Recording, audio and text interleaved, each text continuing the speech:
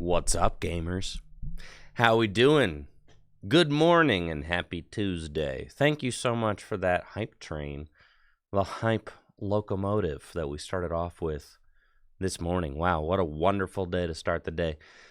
Thank you for all the lovely subs and bits. Koros, Eagle, Spike Owens, Chicken Strip 40, Trippy Twitches, Seymour, Biscuits, Blue Cloister, Xenu with the 390 bits, Demaro with the Prime sub and the 100 bits, Random Iam with the Prime sub, Baby Bean with the Prime sub, and of course, Stevie. Thank you guys so much, and hopefully you're all having a wonderful start to the day. We've got some fun stuff coming up this week. I just got back from Vancouver, where I was able to get my World Championship invite, so I'm very excited about that. Oh, feels good to have that out the way. Thank you. Yo, Jacob, hopping in there with the 10 gifties. Let's get some hype going for Jacob. Backed right up by Ridgeway with the 5 gifties. Dang.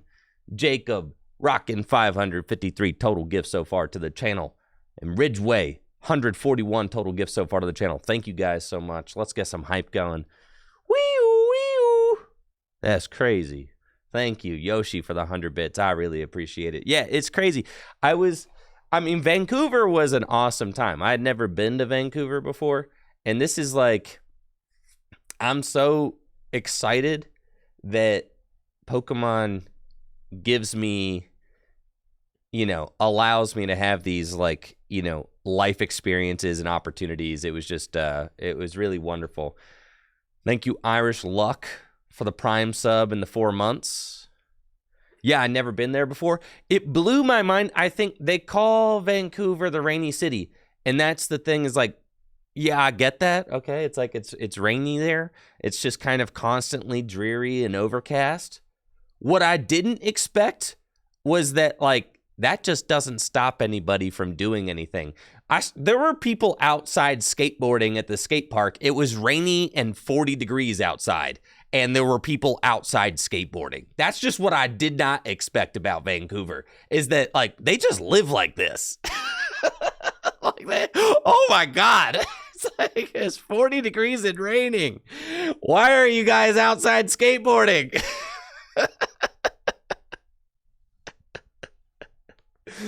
Oh my God. That was crazy. And pretty much everybody, thank you, Medic Man, for the sub in the 17 months. Yeah. And thank you, Irish Luck, again. And everybody in Vancouver had a super sick jacket, That's the thing, is everybody would only skateboard a couple months a year. If you let the rain stop you don't ever do anything. That's what but what's crazy is it's so expensive to live there and it rains all the time. What? How is it so expensive to live there and the weather is constantly terrible? It was beautiful. I will say, even though it was kind of just a constant state of drizzling,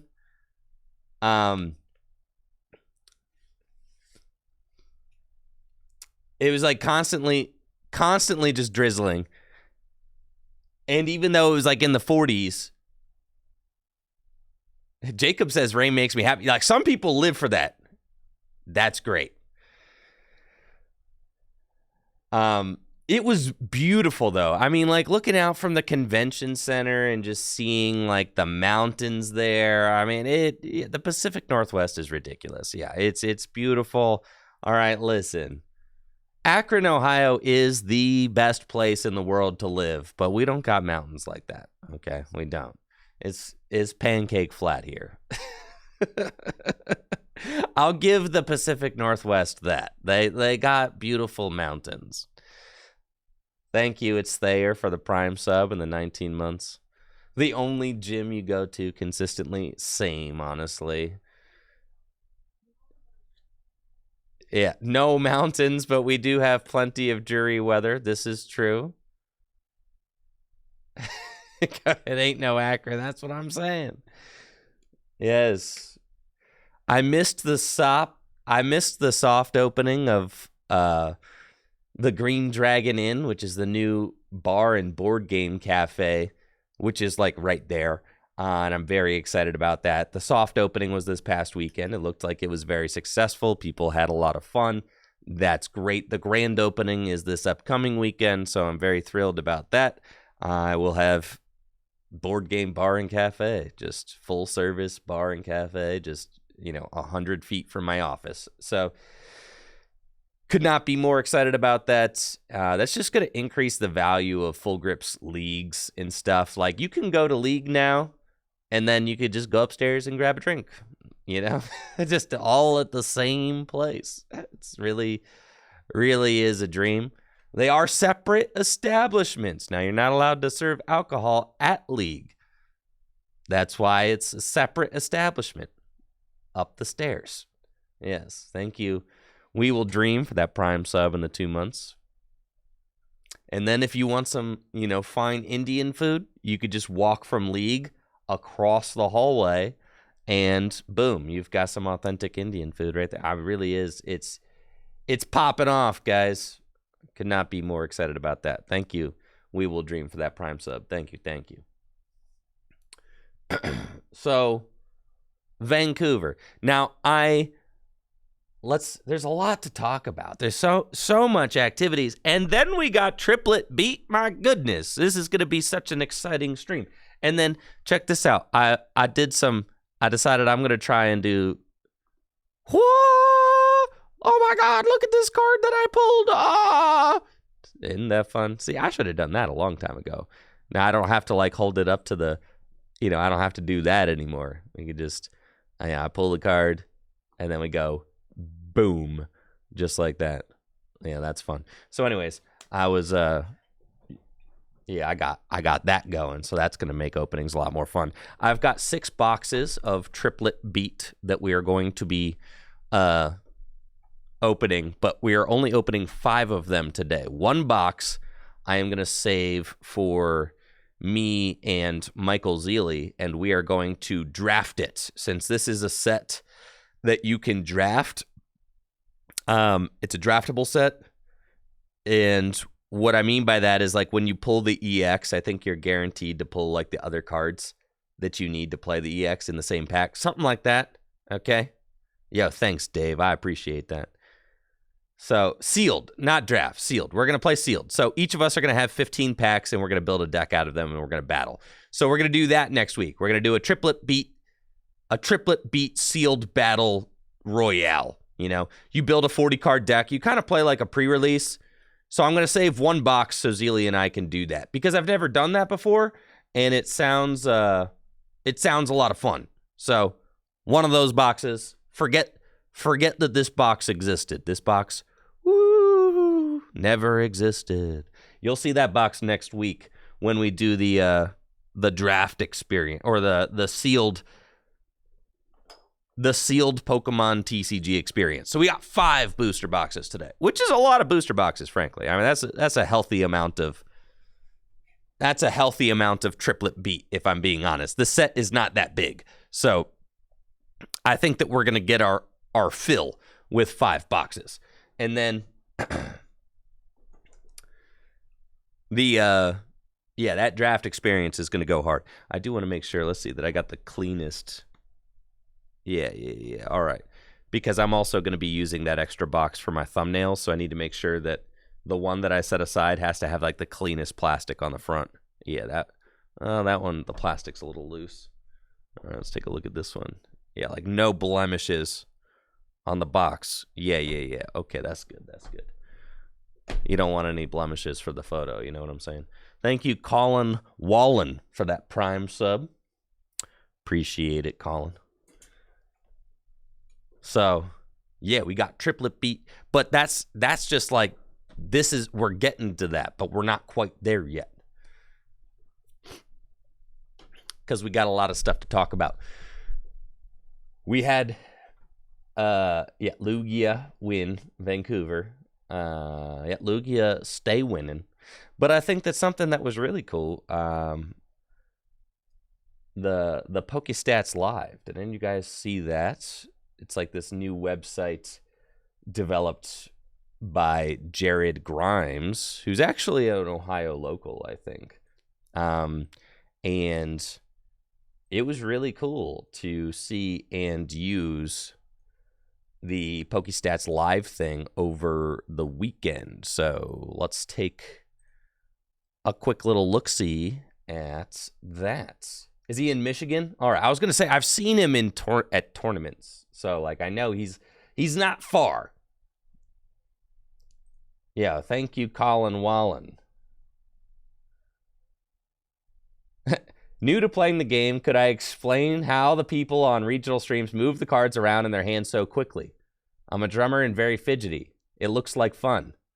Actually, Colin Wallen, I have somewhere out there, Brandon Armad has a clip of me explaining the hand shuffle. If anybody knows where that clip is, then could please link it, because that's the I have a clip explaining the hand shuffle. I just don't know where it is. Brandon's the keeper of the lore and knows exactly where it is. He's got everything. But I know. I've done it before. I've done a full-on explanation. It's very easy, actually. But the hand shuffle, it's an important step in becoming a is it a Discord clip? It's pinned in the PTC General Discord. All right, let's see. We're going to Discord. Let's go to Jenny. Big shout out to, if you've never thought about, yo, where's my screen? What the heck? There we go. If you've never thought about joining the Tricky Gym Discord, here we are. If you've never thought about joining the Tricky Gym Discord, you are missing out. You got to do that. All right, here we go. This is the, holy smokes. This is vintage.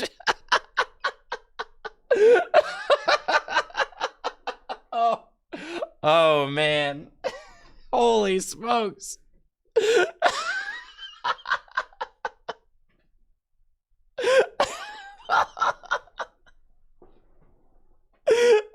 Oh God.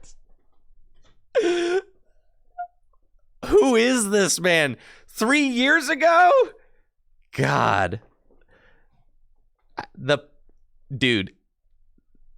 pandemic put like 10 years on me.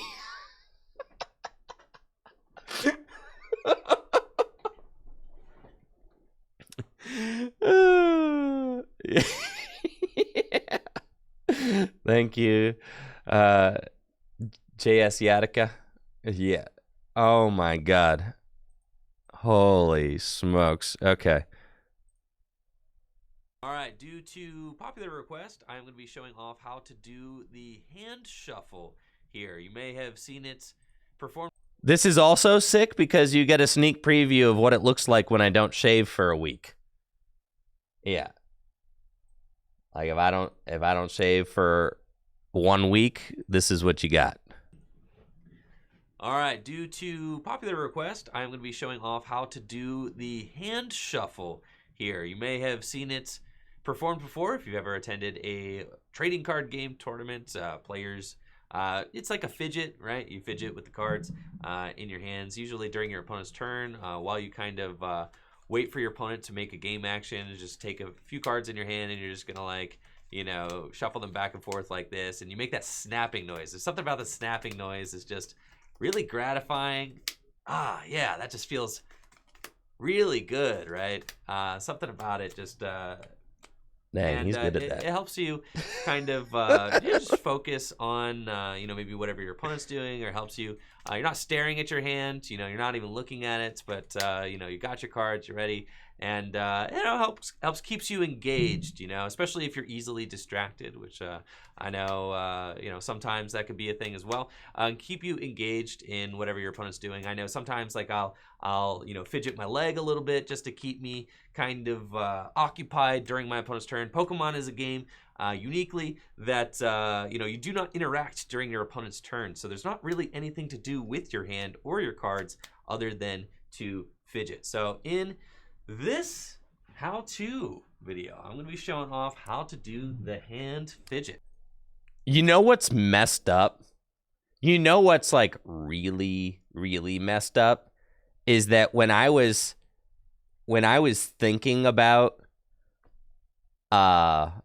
like this clip, I was like, oh yeah, this was from like, you know, the other year. I was like, I probably like last year I did this. In my mind, I did this last year. When this clip came up and it was from 3 years ago, I had a minor mental breakdown that I was hiding from you all. But I want you to know that I did not think that this was 3 years. I was like, oh yeah, I did this like pretty recent.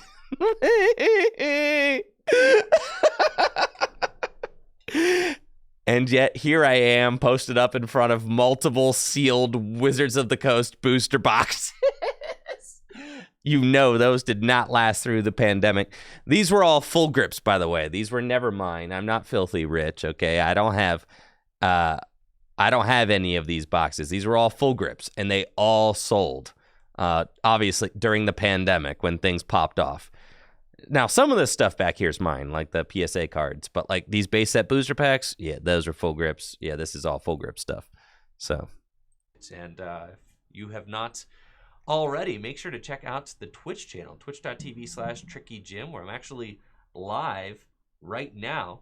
I had some people request how to do the hand trick live on stream, so I decided to show it off. Now, in order to do the hand trick, you're actually just going to take, you know, a few cards. You need to have a hand that's just a reasonable size. You could do it with as many cards as you want. I suppose you could do it with an entire deck, but it's not going to look very good. I'd say you probably want like 7, you know, 6, 7 cards is like maximum.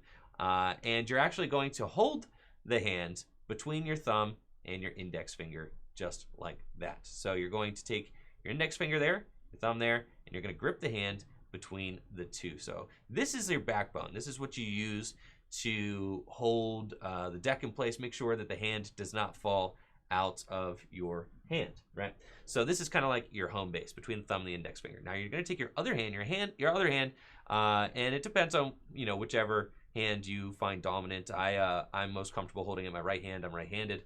And then you're going to take your left hand. Your left hand is playing more of a support role and is going to come onto the top of the deck like this loosely, and you're going to take your thumb and just use the natural grip of your thumb, and you're going to peel the top card away and cradle that card with your left hand or with your non-dominant hand. And then so as this you're was going my Collinsville deck. through the motion, this must have been right when the going to pandemic started. Insert that hand into your other hand, and because take this was the only top deck I card had built. Of your hand away one by one, and then once you got it all into your left hand, so this, yeah, this put it must have back been into your right, right like hand, literally and you 3 do it years again, ago, right when the So pandemic it creates started. This motion where you just do it back and forth, and as you see, the top card of your hand is going to rotate. It'll be Skyfield, and then we're going to do the trick, and then it's going to be Verse Seeker, and then we're going to do the trick, and it's going to be Skyfield again, right? Skyfield, and then it's going to be Versus Seeker, and then it's going to be Skyfield.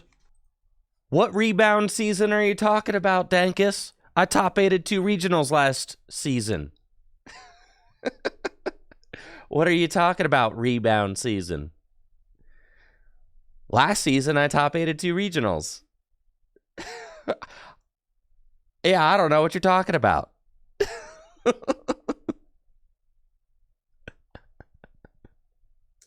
it's going to be Versus Seeker. So all we're doing is that we are reversing the order of the hand back and forth, back and forth. And as you get good at it, you can do it very quickly, right? Which is why it looks cool, because you could do it quickly, back and forth, and this is probably why it's so confusing to players who don't know how to do it, or if you're, you know, just getting into the game, is because you're just kind of doing this flare, this trick back and forth. where it's like, what is actually going on here, because it all just happens so fast. So I wanted to do a little video there to show you how to do it in slow motion. Like I said, if you've got your hand, make sure put it into your dom. It just so happened that last season took place over the course of 3 years. The 2019 half went very well for me. The 2020 half did not, or the 2022, sorry, the 2019 half went very well. The 2022 half did not. Yes.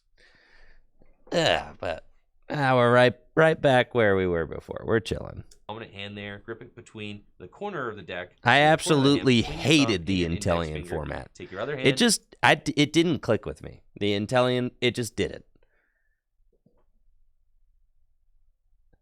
2021, the pandemic thing happened. There was no organized play. Yeah. Yeah, there was nothing happening there. And I absolutely hated the Intellian format. I hated everything about it. So basically just that spring did not go well. That was it.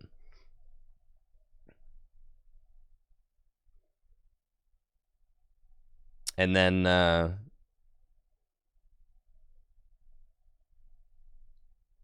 now we're chilling.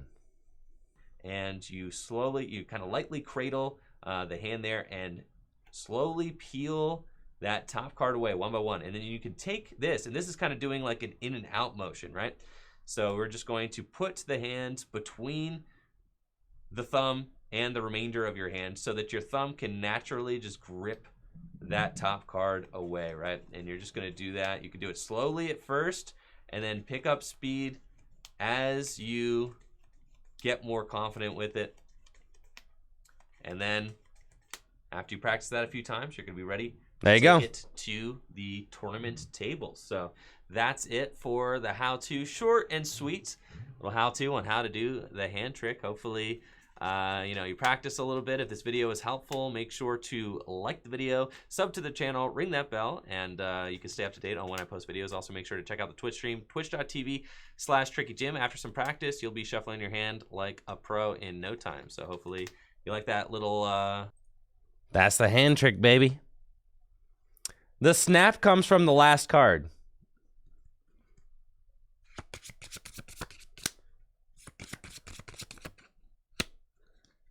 Yeah, the snap. The snap is important. You gotta. The last card, you give that last card a little bend, and let the corner. Let the back corner of that last card snap into place. Yeah, it's just flicking the last card, giving it a little. Yeah, there you go. That's all you do. You just give it a little. Boom. Boom. That's it.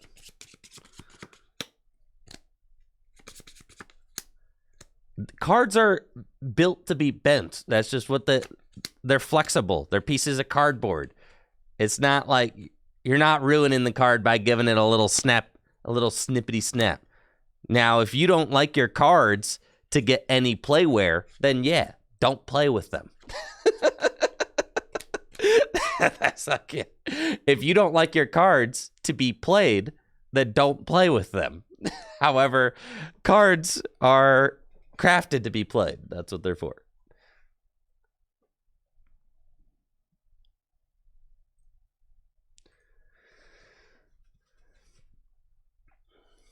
All right, so PokeStats Live. That was cool.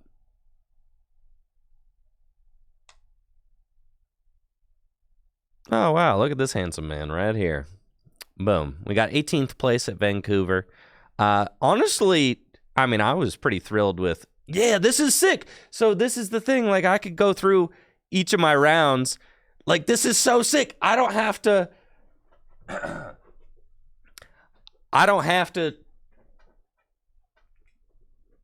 keep notes. I don't have to do nothing, dude. My entire tournament report is right here, which is so sick, dude. This is so sick. I got a terrible memory.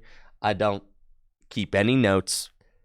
I just be vibing pretty much the whole time. Now, Vancouver did not go great for me, right? It just didn't. Like, I was having a pretty rough go, and I still finished 18th, which was sick, honestly. I was pretty amped about that because it was just, it was not fantastic. I know, 2-2-2 against Lugia. Pretty much at 3-2, I was feeling pretty rough, for sure. That was a low point. So anyways, let's talk about it. Round 1, I decided to play the same exact Mew VMAX deck that I had brought to Knoxville and finished in the top 16 with. I was like, yeah, that deck rocked. Let's just run it back with that. All I needed was to score any amount of points at this regionals. Yo, thank you, Brandon, for that tier 3 sub in the 43 months. I appreciate that. Thank you.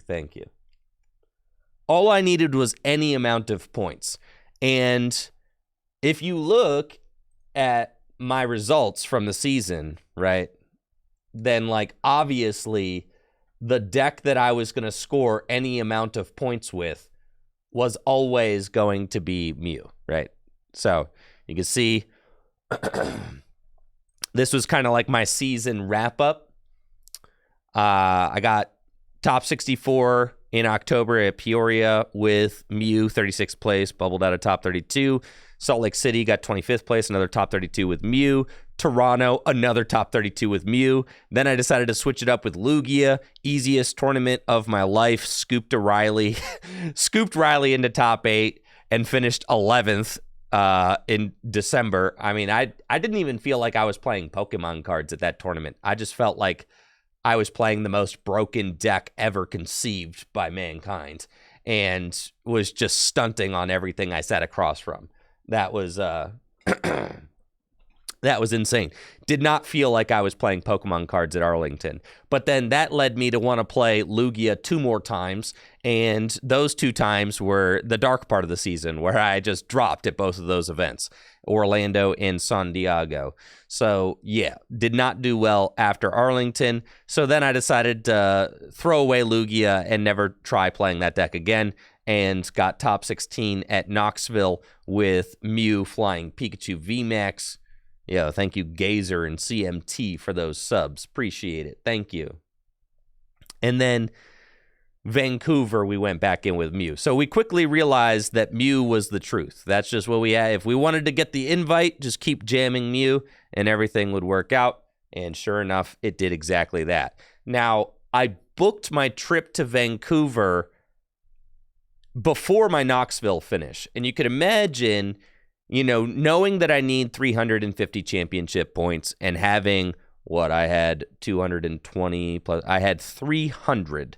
So I knew I needed, 60 plus 60, that's 120 plus 80, 200. I had 250. Yeah, okay, I was a lot further away than I had thought.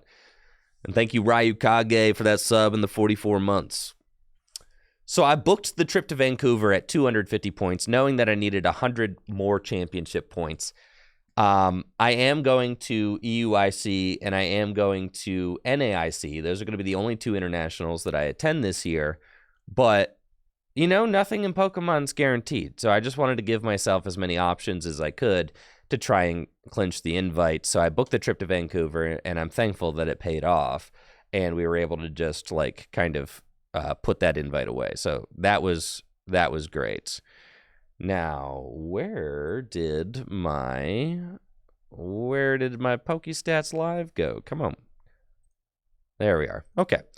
So it was always going to be Mew that I played at Vancouver. I am going to be attending some regionals post-rotation. I'm just not going to attend any more regionals in this format other than Fort Wayne. Fort Wayne is like right around the corner. So I'll go to Fort Wayne and then right around the corner, like 4-hour drive. But that's fine. 4-hour drive, I'll do that. but then I'll just wait to play post-rotation so I can stay sharp until Worlds. So I was always going to play Mew, and I decided the Mew Flying Pika was fine since it gave me a good matchup against Lost Box and Reggie's. So round 1, I play against John Peranda, and am able to beat Arceus Duraludon. Arceus Duraludon is a great matchup for Mew VMAX, which is one of the best reasons to play Mew VMAX in this format, because Arceus Duraludon is very popular right now. As you could see, Zach Lesage was able to finish in the top 4 with Arceus Duraludon, and there were just like a healthy amount of Arceus Duraludon decks in the tournament, though they, pretty much everything is just drowning in Lugia. I mean, it's just Lugia out here. It's pretty much exactly what it is. It's just all Lugia all the time. So, yeah, having a good Arceus Duraludon matchup's great. So we were able to win against that deck 2-1. When Arceus Duraludon goes first, things can get sussy, but it ended up buffing out, and I was able to get there 2-1. Then I played against Natalie Miller, and she was playing the Blissey control deck, which got a little bit sketchy because it plays Eviltal and stuff. But the umbrella in my deck, the Parasol, went a really long way. So long as I got a Mew out with a Parasol, it was fine. I was able to beat Natalie Miller 2-1 as well. There was one game where she got a Path to Stick and got like a really big Blissey, and that Blissey started one-hit KO and Mews, and it was bad. So yeah, I think she hit a Hyper Potion on the Blissey like 3 turns in a row. It was more a Blissey deck, less a control deck, which is not what I was expecting going into it because I'd never played against her variant before. So I was going in thinking it was a control deck, and then by game 2, I won game 1, and then game 2, I realized that it was more like a Blissey deck, and the Blissey started taking one-hit KOs on my Mews, with Path Sticking, and I was like, that's dangerous. So then game 3, I was able to just kind of adjust and put it away, so that was nice. Then round 3, I played against Lost Box, Rayquaza, got Flying Pikachu out both games. Just exactly what the deck was meant to do. Then I played on stream against Caleb Gademer and got absolutely bodied 2 games straight. Caleb drew like Hercules. Every time I judge pathed him, he had exactly what he needed. And at that point, I was like, wow, that was unfortunate. So we're like, okay, dust it off, keep it pushing. Play against Lugia again. My opponent draws perfectly out of Judge Path twice again. And I'm like, okay, that's fine. Actually, no, that's not this round. This round, against this Lugia player, I did not announce Fusion Strike System on turn 1 either game. It was just a 2-game set, and I literally did not announce Fusion Strikes. I just dead drew twice. Yeah. So this was terrible. So I had like Caleb just drew the sauce off of Judge Path twice. And then against this guy, I dead drew twice. So at this point, I'm like, bro, like I started 3-0. And now I just got bodied back-to-back rounds, and it felt so terrible. But I was like, all right, keep it together. All I need is 6-3 to score any amount of points. Keep in mind, any amount of points scored, and I get my Worlds invite. So I was like, all right, head in the game. We just need to bear down and stop losing. Come on, Mew. Yeah, so just like, that's fine. So keep my head in the game, and we're going to be chill. So then I played against... Palkia Kurum. That was free, so we won that. And then we played against Christian Labella, who is apparently the best Arceus Duraludon player in the world. Christian Labella has scored more points with Arceus Duraludon than anybody in the world. The most accomplished Arceus Duraludon player, and the player that has pretty much helped craft the Arceus Duraludon list that everybody is accustomed to seeing today. And I was able to beat Christian Labella, I think, 2-1 in games. So that was very good. Like I said, this is why Mew is still good. You got a great Arceus Duraludon matchup. You honestly, I know I said some inflammatory things about the Lugia matchup. 100-0, 90-10. It's a 50-50 matchup. I went 2-2-2 versus Lugia on the tournament. that's a 50-50, dog. It was. And I think, like, after experiencing the Lugia matchup, like, the bad side of the Lugia matchup multiple times in a row, it's just 50-50. I know. Lifetime, I'm like 10-3-3 against Lugia, which I'm still saying is favorable. But lately, it's been 90-10. Listen, 10%, you're going to see the 10%, bro. Yeah. You're going to see the 10% sometimes, bro. You're going to see that. Yeah. That, it's just unlucky. Unlucky, bro. Unlucky. Yeah, double down. Yeah, that's just bad variance, bro. For sure. So, Mew has a very favorable Arceus Duraludon matchup, and its Lugia matchup, you know, can go either way, as we saw, right? So, it's just tough. And now, if I wanted to, I could play the Aerodactyl, and then you'd probably increase your win percentage against Lugia slightly if you did that. So if I wanted to, I could. I mean, I could tech for Lugia further, right? But then the thing about that is, I mean, look at I beat Drew Kennett, who's one of the best Regigigas players in the world. I 2-0'd Drew, and then I also beat Lost Box. So it's like, that was just the Flying Pikachu putting in work right there. So it's like, the Flying Pikachu won me those 2 games handily, which is exactly what the Flying Pikachu is meant to do. So, like, yeah. I agree with that, Stexon. The Lugia lists have really become optimized lately. So I think, like, I've been teching my Lugia list. I've been teching my Mew list to beat decks that are not Lugia, just assuming that I would beat Lugia just because that deck that deck stinks. And I got a little bit of a rude awakening. Here at Vancouver. But it's fine. So I lost to back-to-back Lugias. That felt terrible. And then I was able to win 2 straight, beat another Arceus Duraludon, which is one of the things that my deck is supposed to do. And then I played against Christopher Veneer, who's a good player from Toronto, playing Lugia. And I was like having a tough time against this Lugia as well. But we ended up tying and not able to complete game 3. So at this point, I'm like, dang, bro, I'm starting to question everything I knew, bro. Yeah, I was like, what the heck is going on, man? All right, so that's fine. And then I play against Michael Ober in round 9. This is my winning in today, too. And we put it away, okay? And I finally get that fat dub against Lugia, thank God. So at this point, I'm like, all right, faith in the Pokemon TCG redeemed. I'm finally able to get that win against Lugia, doing what the deck is supposed to do. I judge path, they didn't draw out of it. That's exactly what's supposed to happen. Thank you, BTC, for the sub and the 30 months. I appreciate it. Yeah, so that was great.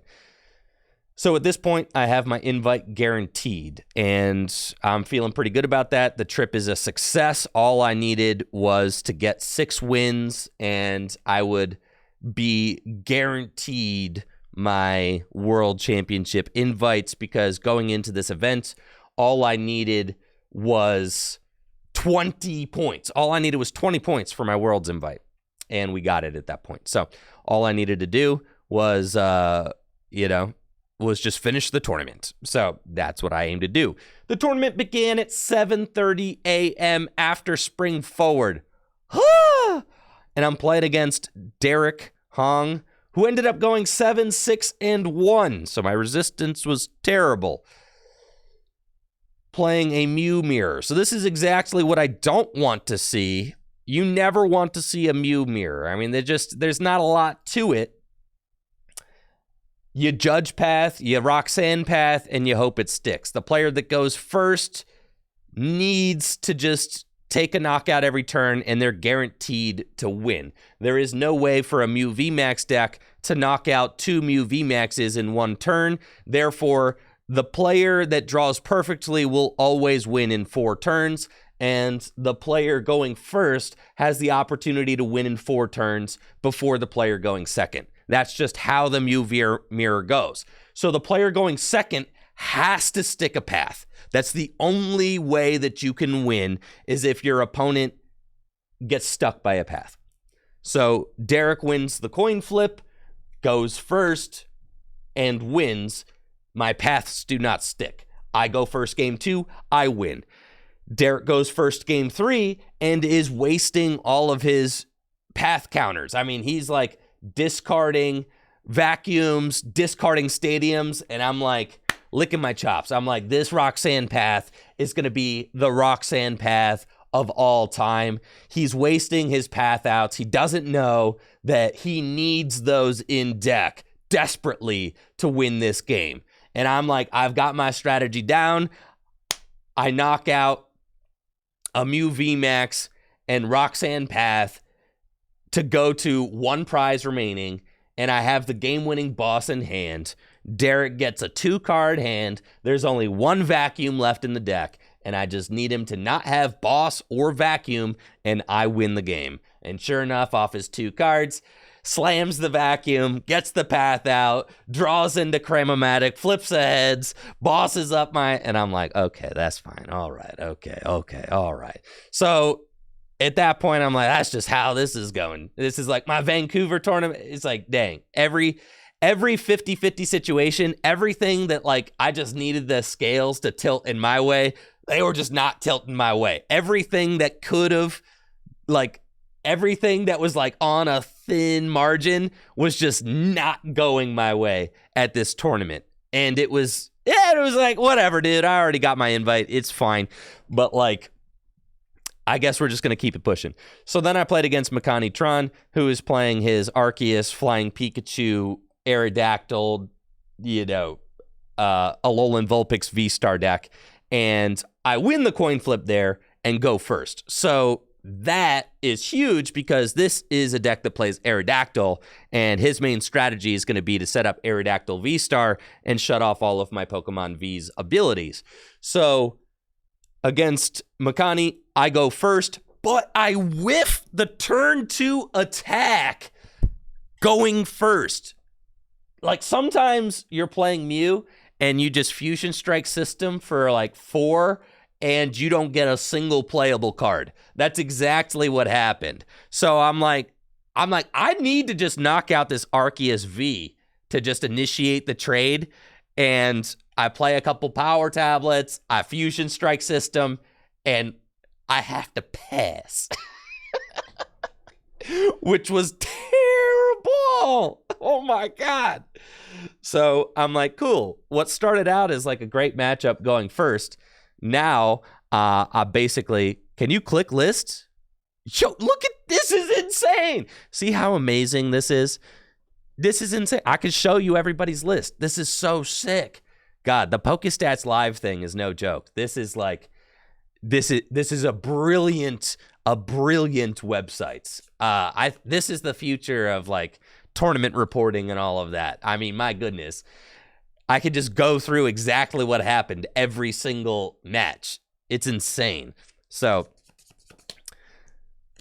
this is Makani's list, and it's pretty crazy. So taking a look at this, the idea is to set up Aerodactyl. Whoa, this is so nuts. The idea is to set up Aerodactyl V-Star and use Ancient Star. However, I won the coin flip, so he didn't go for Aerodactyl. Instead, he's going for his I went second game plan, which is to set up Alolan Vulpix V-Star. And guess which Pokemon TCG player at the Vancouver Regionals didn't know what Alolan Vulpix V-Star did? Me. Why would I know what this card does? Never. So it's not like I could do anything about it, but it was a very funny moment when this thing came out. Thank you, Real Slim Shady, for the Prime sub and the 42 months. So Yeah. I'm playing against Makani. I missed the turn 2 attack. And then Makani's like, oh, this is fantastic.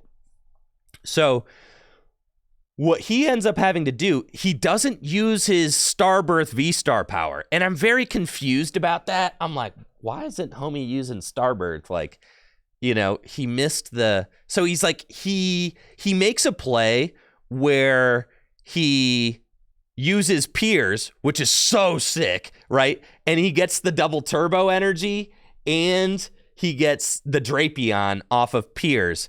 And he uses the double turbo to retreat into Drapion and just knock out my active Genesect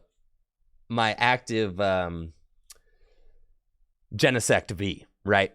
With Dynamic Tail. So I'm like, okay, still hasn't used his V-Star power, has an Alolan Vulpix on the bench, Alolan Vulpix V, and retreats into Drapion V and takes the knockout on Genesect. So he goes up 2 prizes. I am able to find my Mew VMAX because I top deck an Ultra Ball to thin my hand down and finally start drawing some cards. And I take an easy knockout on Drapion with my Mew VMAX. Then he promotes Alolan Vulpix V. And at this point, I don't know what's about to occur because I don't know what Alolan Vulpix V-Star does. So then he evolves into Alolan Vulpix V-Star, and I pick it up to read it, and he's like, bro, you don't know what it does? You're bodied. And we're both laughing. He's a very funny dude. So we're both like laughing, having a lot of table talk. At this point, you got to keep in mind, it's not that serious. I already got my Worlds invite. We're both out of top 8. It's like we're just kind of joking, having a good laugh about it.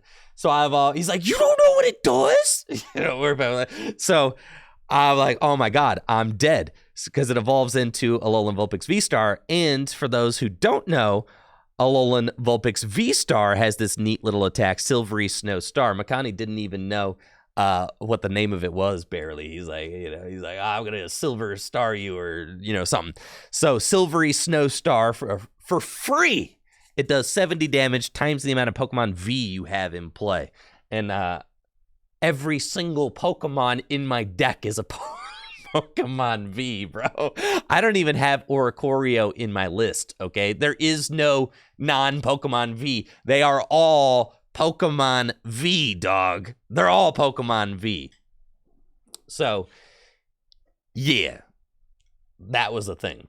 And I got Silvery Snow Star. But you know what? It's fine because Alolan Vulpix V-Star is soft and only has 240 hit points. So we're still chilling. We got a game plan. And this is the game plan. Okay? I'm like, I promote my backup Mew. I evolve into Mew VMAX. I play the final 2 power tablets in my deck to get me up to 240 damage. I play Roxanne. For a brief moment, I consider benching my final Mew V before playing the Roxanne. Then I realize that would be absolutely stupid because then it would give him a win condition with Arceus V-Star with a double turbo because all he would have to do is boss his orders up by Mew V and knock it out for game. But at this point, I can eliminate all liabilities on my board and make it so that my board is just 2 Mew VMAX and 3 Genesect. So I don't bench the final Mew V because I'm good at this game. And then I decide to play Roxanne and limit my opponent to just 2 cards. He's got a Lumineon on his bench, so that's my game plan. All I need to do is sauce up this Alolan Vulpix V-Star, and then I go Roxanne Path. I even Roxanne and Pathed. So, there was almost nothing he could do at all. He decides to gust up my Genesect V and hit it for 180 damage, just 10 damage short of the win. And then I am able to retreat my Genesect, gust up Lumineon, and win the game. So, that's how we did it. I was able to win game 1, game 2. Game 2, Makani opened a bad opening hand, literally opened Crobat V, Attach Energy Pass, and I was able to just win. He did set up, but he set up slowly, and because he opened a bad opening hand, it was like I went first, and when I go first in this matchup, I'm extremely favored. So I was able to beat the the Arceus pile deck. But the Arceus pile it's a scary deck to play against because they've got a lot of weapons against you. They've got Aerodactyl V-Star. They've got Drapion V, and they've got Alolan Vulpix V-Star. So they've got like a lot of weapons to throw at you. That was definitely a scary deck to play against, and I was happy to come out of that with a dub. So then after that, I play against Drew Kennett. Drew Kennett is playing Regigigas. He's one of the most accomplished Regigigas players in the world. I've played against Drew's Regigigas list before, and I'm feeling very good since I've got the Flying Pikachu technology. I end up setting up Flying Pikachu in game 2. I think game 1, I am able to just get out the gates quick and lost zone some things, and then he ends up having to scoop because he's dead drawing. Yeah, that's actually, so game 1, I just judge us both, and I have 2 Mews, and I prized a piece of my Pikachu, so I'm not able to set it up. So I judge us both, and I judge him into a dead hand and knock out his Regidrago with a Dragon's Horde in the same turn, and he doesn't have gift energy, and his hand is just dead. So he's just top decking, trying to draw out of it, and I have 2 Mew VMAXs, and I'm just going bonk, bonk, bonk, bonk, and eventually I get down to 2 prizes remaining, and he has to concede because he doesn't have against Lugia, you're supposed to go 3 Mew, 4 Genesect. I don't play Oricorio. So that's the against Lugia V-Star, your optimal board is 2 Mew and a Pikachu and 3 Genesect. Did I say 4 Genesect? I meant 3. Your optimal board is 2 Mew, a Pikachu, and 3 Genesect, or 3 Mew, 3 Genesect. Those are the 2 options you have.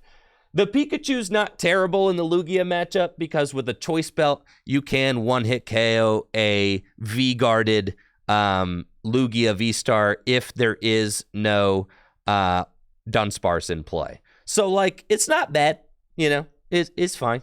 You gotta have, you gotta have 3 attackers set up. And the reason you need to have 3 attackers set up is so that you can attack with one, attack with another, and then Roxanne and attack with another. That's the idea. You need to have be able to put one damaged person on the bench. And attack with a clean attacker after a hand disruption card at the end. So that's the game plan against Lugia. I messed that up game 2 against Caleb. I went with 2 Mews and 4 Genesects. I had an opportunity to either bench 4th Genesect or Flying Pikachu V. I should have benched the Flying Pikachu V, but I decided for the 4th Genesect, and that was just a terrible call on my part. I was a little bit tilted that Caleb kept drawing exactly what he needed out of the judge path, and I think I was just kind of adrenaline rushing at that point, but I should have slowed down a minute and made sure that I made the optimal bench there. But you always want to have 3 attackers, 3 Genesects. Always 3 attackers. Always. It is a huge misplay to go 2 attackers with the Mew deck at any point in time. Because, I appreciate that, Squeeze. Thank you. Yeah, it's always a huge misplay to go 2 attackers. Raikou is one of them. Also, it eliminates your ability to Psychic Leap, and Psychic Leaping is one of your biggest assets as the Mew deck. So, you always want to have an out to be able to Psychic Leap. Always. You can do cute things against Lugia where, you boss up the Pumpkaboo and Psychic Leap it. You can do cool stuff like that. Heal, promote a Mew VMAX that they can't knock out. Those are your kind of plays that can win games even after Lugia sets up. And that's how I was able to tie Isaiah Chaville, but we're not there yet. So against Drew Kennett, I judge us both into dead hands, but Mew is a better deck. Without anything going on, Mew can just operate, right? If you've got 2 Mew VMAXs and 2 double turbos, it doesn't matter if you're dead drawing because you're just attacking every turn. So that's what I did against Drew game 1. And then against Drew game 2, I get the turn 2 Flying Pikachu, and I quickly find my Parasol and get the Parasol down on it.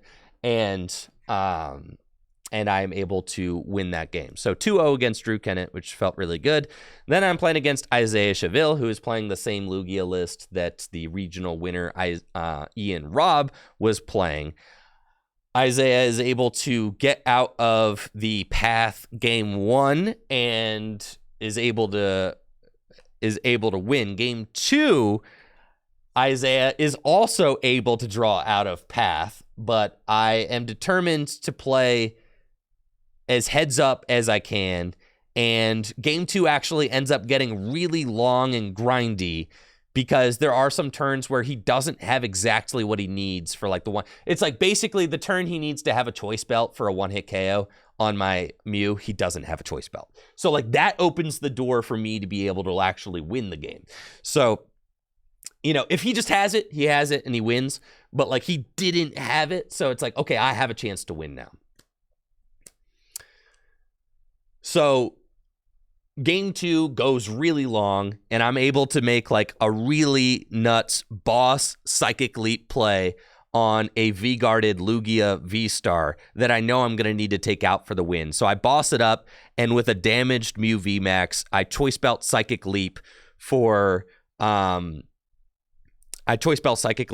damage with a Power Tablet. I do 80 damage exactly, I think, or whatever, 7, I don't know, however much a Choice Belted Power Tablet Psychic Leap is against a V-guarded Lugia. 50, 80, 80, 110, minus 30. Yes, 80. So I do an 80 damage Psychic Leap into the V-guarded Lugia V-Star, and then he has to like boss that turn and take a Genesect knockout, and he goes down to just like 2 prizes remaining. And then I promote my Mew, and then I have to Roxanne, Path, and like knock out the Lugia, and then I'm like able to get him to not have the game-winning boss, but he needs more than just a boss because he's like out with Path. The Charizard doesn't work, so, and he's already used his Path counters because he got rid of the Path earlier. So it turns into this really grindy game that comes down to the wire, and I'm able to clench it out with some like really heads up play. I'm able to get the Choice Belt back that I Psychic Leaped into the deck, and then I can finish off the Lugia with my final Power Tablet or whatever. It was just a really close grindy game, and I took the win, and I took the win on game 2 right as time was called. So we're like, okay, that's a tie. So we tie there. And then I play against Lugia V-Star again in my final match, and I'm able to stick a couple of Judge Paths, and we win. So that was fantastic. And that's exactly what's supposed to happen. But yeah, players a bit. I did see that Caleb and his team was running two vacuums, so that definitely helped with his draws out of Judge Path. And not all lists are playing 2 vacuums. Against Matthew Farkas, I dead drew twice. Like I said, I did not Fusion Strike system turn 1 either game. Against Isaiah, it was very close, and we tied, and against Lucas, I won. So, you know, it's that matchup can definitely go either way. But again, I have not teched my Mew list. I had so little respect for Lugia that I have not been teching my Mew list to beat Lugia. And there's so much that I can do in a Mew list to be able to make my Lugia matchup more favorable. There's a lot of technology you can put into a Mew list if you're worried about the Lugia matchup. Up until Vancouver, I had only ever lost to 1 Lugia in a best of 3. Only 1. And it was Ian Robb in day 2 of Knoxville. So understand my lack of respect for Lugia was coming from a place of I had not lost to it. So I was like, whatever, dude. If I keep taking these dubs, like, who cares, right? You judge them, you path them, and they pretty much just throw up their hands and you win. So up until that point, that is what had been occurring in my experiences against Lugia. Now, I had a rude awakening against Ian Robb in day 2 of Knoxville, but I was like, all right, we'll chalk that up as like, bad variance and just keep it pushing. And then to immediately get stomped into the ground by Caleb and dead draw against Matthew Farkas, I was like, dang, dude. This is getting rough out here. We're going to have to reassess. Might have to take a look at that Aerodactyl V-Star after all. There's things you can do. You can play Aerodactyl V-Star in your Mew VMAX deck. You can play Luxray in your Mew VMAX deck so that you can judge and use Luxray V to remove a trainer card from their hand to help them dead draw, out of the... You can play Dreepy if you want to. You can play Oleana. Yeah, there's things you can do. So, I don't know. There's a lot you could do if you really want to. If you really want to shore that matchup up. Again, this is a Lugia, a Mew list that I was playing that has absolutely no tech for the Lugia matchup, and we're still going. Even on my worst day against Lugia, we're still going 50-50. And this was on my worst day. My absolute everything that could go wrong went wrong. And we're still 50-50, right? I'm not playing cross switchers. I got a Pikachu VMAX in the deck, and I'm still 50-50 against Lugia. So in lifetime, I'd say lifetime, I'm 70-30 against Lugia. At this last tournament, I was 50-50. And again, in every other tournament, I was heavily favored or undefeated against Lugia. So it's certainly a match that can go either way. It is. And there's more I can do if I'm really worried about it. So... Flying Pikachu is not for Lugia. You almost never want to get the Flying Pikachu out versus Lugia, but you can if you're feeling it. If you open a sussy hand and you've got Speed Lightning energy in the hand, you might just go get a Pikachu and attach it to it. You might. You might just go draw 2 with Speed Lightning. Sure.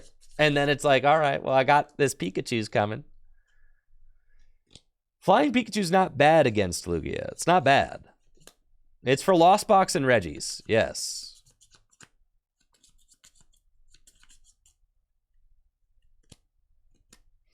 And, like I said, Flying Pikachu can knock out Lugias without Dunsparce in play. But you don't want to just, assume that they're going to have Dunsparce in play. You don't want to assume that they're not going to have Dunsparce in play. Excuse me. So that was my tournament run. With how bad everything was going, I'm pretty stoked on 18th place. That's not bad. That's not bad at all. Thinking about my list. Come on, thinking about my list. Can you load? No? Dang. Thinking about my list. There we go. All right. Thank you, Yoshi, for that gifted sub to Jesse. Appreciate it. The thing about Pikachu against Lugia, Cacturne Jack is that they can just knock it out with Lugia V-Star. They can just knock it out with Eviltal. They just got ways to knock it out. So, looking at the list, I definitely want a second choice belt. That's a card that's it feels sketchy not playing the second choice belt, but it's fine. You just have to be very careful, is all. Just be careful. Got to be very careful. Don't be bad. Don't play power tablets unless you have to, Be very careful with all of your resources. You got to play some heads-up baseball, all right? You got to. I absolutely love the Serena in the list. The one of Serena is a lifesaver. Serena is a card that gets you out of, it just gets you out of dead hands. I mean, it just does. If you have a totally if you have a totally jammed hand, Serena will just unjam it. It's like having an extra Genesect in play. It's like having the most broken Genesect in the world in play, because it's exactly what you want. Like, if your hand is unplayable, Serena is a card that makes it playable. It literally gets rid of up to 3 dead cards out of your hand. Like, that's so good. Yes, and it's a boss's order. Right, it's so good. Serena is so good in this deck. It's an unclogger, and Serena's a draw supporter that I'll play if I have Path in play too. Like, if I want to draw some cards, it basically is like a free Genesect under Path. Like, you want to keep Path in play, but you want to draw some cards, Serena can do that, it's so good. It's so good. I absolutely love the Serena in the deck. Now, Oricorio, you don't need that card. Oricorio is helpful against Lugia. That's like when I said that there's cards you can play that'll help your Lugia matchup. Oricorio is one of those cards. All right. Oricorio makes it so that, you know, your Mews don't get knocked out by 3 powerful colorless and a choice belt, which is nice. All right. It is nice to not get. It also can help in the Mew Mirror. But the Mew Mirror, I'm telling you, the Mew Mirror, nothing matters in the Mew Mirror except for Path. That's the only thing that matters. Does the Path stick or does it not stick? Right? That's all that matters. Because even if you're playing a Mew Mirror and your opponent one-hit KOs your Mew VMAX, they still have to take 2 more knockouts, because Mew VMAX decks don't have enough firepower to knock out 2 Mew VMAXs. So that's all that matters in the Mew Mirror. The fact that my opponent can knock out a Mew VMAX, it does not matter. All that matters is whether or not my Path sticks at the end of the game. That's it. So the Oricorio doesn't really matter in the Mew Mirror, but it does kind of matter in the Lugia matchup. However, I would argue that like having 3 Genesect down and 3 Mew down is better than having 3 Mew, an Oricorio, and 2 Genesect, because you have to be able to draw enough cards to find the Judge and the Path, right? So, like, yeah, Oricorio helps with the math a little bit, but you're better off just hamming through the deck. Who cares about Oricorio? And just disrupting the hand. That's like your best case at winning the Lugia matchup, is just doing that. No, Christopher Blake, that's actually completely incorrect. 3 Mew, 3 Genesect is optimal. 2 Mew, 4 Genesect is terrible. You almost never want to do that. You have to have the 3rd Mew down. Have to. Because you need to be able to go attack with 2 different Mew VMAXs and then be able to Roxanne and attack with a fresh Mew at the end of the game. And you also need to be able to Psychic Leap. So you pretty much always want to have, you always have to have that Mew V on the bench. You have to Psychic Leap. You have to, like, Psychic Leap is like one of your best weapons. Yeah, you have to be able to do it. Yes.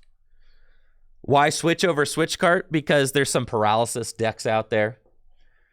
And having the switch to be able to move you don't want your Mew to get paralyzed. And it just doesn't matter. The math doesn't matter. You're already bodying you're already destroying Lost Box with Flying Pikachu VMAX. So what do you need? Yeah. Psychic Leap is like a game-winning attack. That's how you go from being a mid-Mew player to like a top-tier Mew player. You gotta learn how to Psychic Leap. And when to Psychic Leap, it's big. Gotta be able to do that. Why do I think there was so little Lost Box do well at Vancouver? Because the deck is bad. It's not. All right, Duraludon. There's a lot of Duraludon VMAX. Duraludon VMAX was like the popular deck.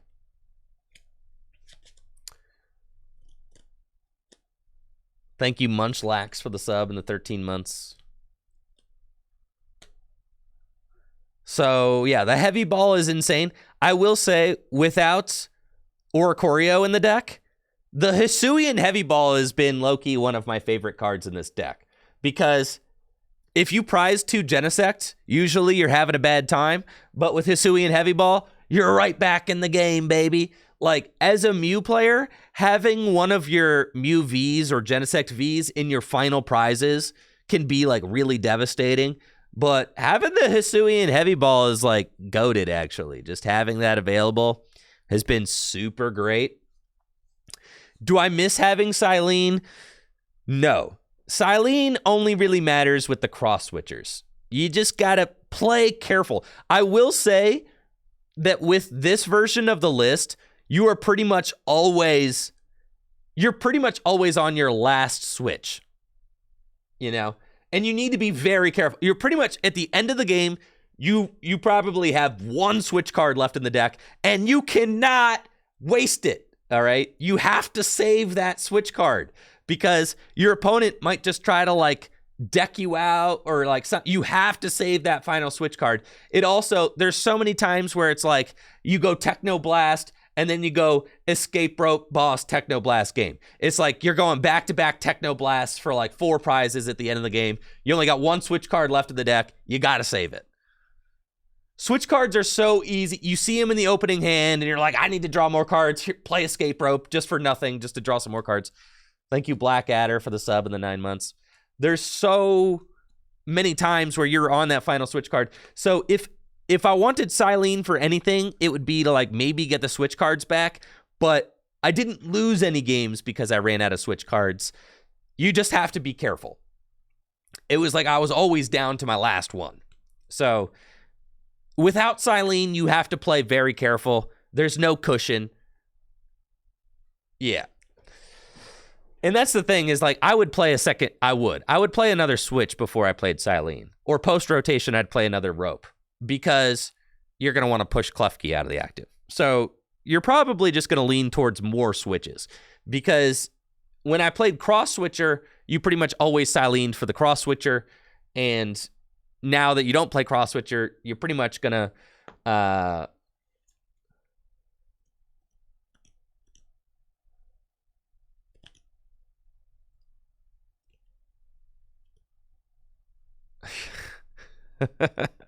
oh my God. You know, if they start double Klefki, well, then you're having a bad time.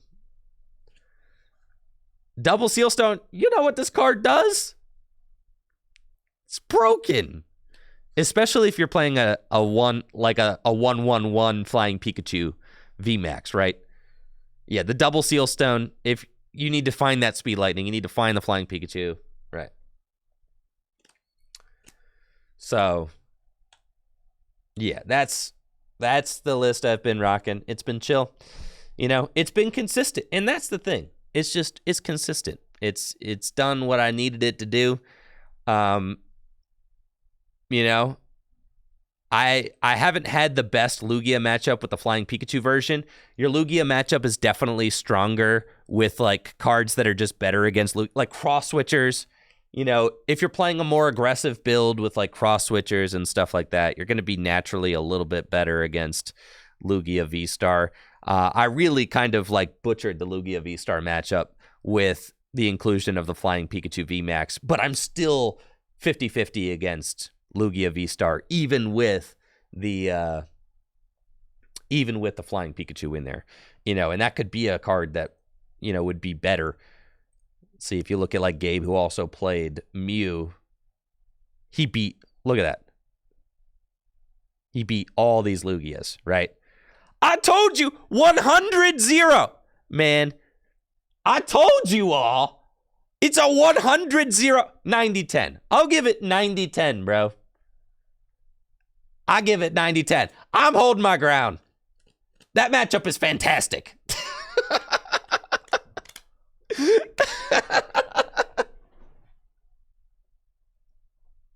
I told you, didn't lose to a single Lugia deck. Why? Because it's free, bro.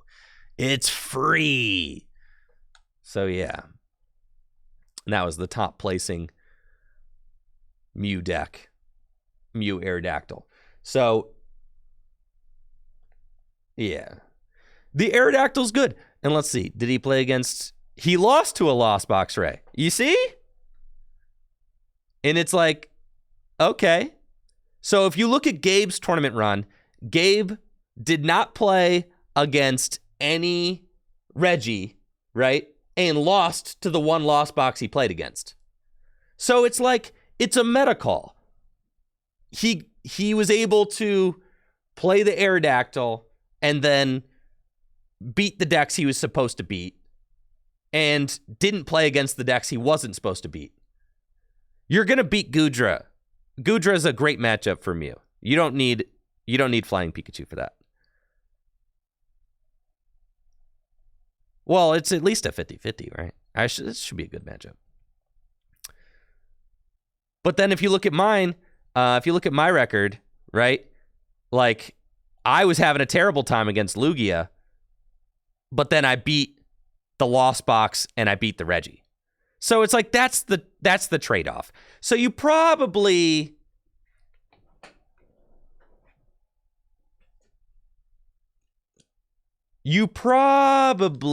want... It's like, it's meta-dependent. The Lugia lists are getting better. You probably have to respect them a little bit more than I have.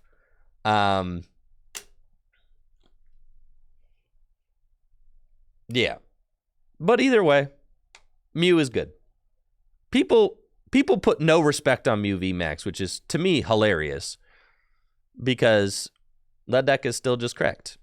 But Lugia is just, one of the most broken decks ever printed in the history of the game. So there you go. 6 out of 8 top 8 spots, Lugia V-Star. Now, something that was concerning. Let's talk about that. Because there's a lot to talk about. Something that was very concerning, thank you, Out for Lunch, was that Caleb Gademer and Grant Manley, two of the best players in the world, ended up having a... You know what I mean? Like, look, Caleb Gademer going into day 2 at 7-1-1, right? Ends up just losing to Lugia Mirrors and then losing to Mew VMAX. Like, and ends up doing worse than me, right? You've got Grant, not Grant Matthew, Grant Manley, lost 3 Lugia Mirrors in a row. Now, I'm going to go ahead and say this. The people who are out there being like, you know what, the Lugia V-Star matchup is so skill-intensive. It's one of the most skill-intensive matchups that there's ever been. You have to have a huge noggin to play the Lugia V-Star matchup. In fact, it's entirely skill-based. There's not an ounce of luck involved in it. It's one of my favorite. In 10 years, people are going to look back and they're going to play the Lugia V-Star matchup because of how skill-intensive and interesting it is. Those people, okay, those people are not correct.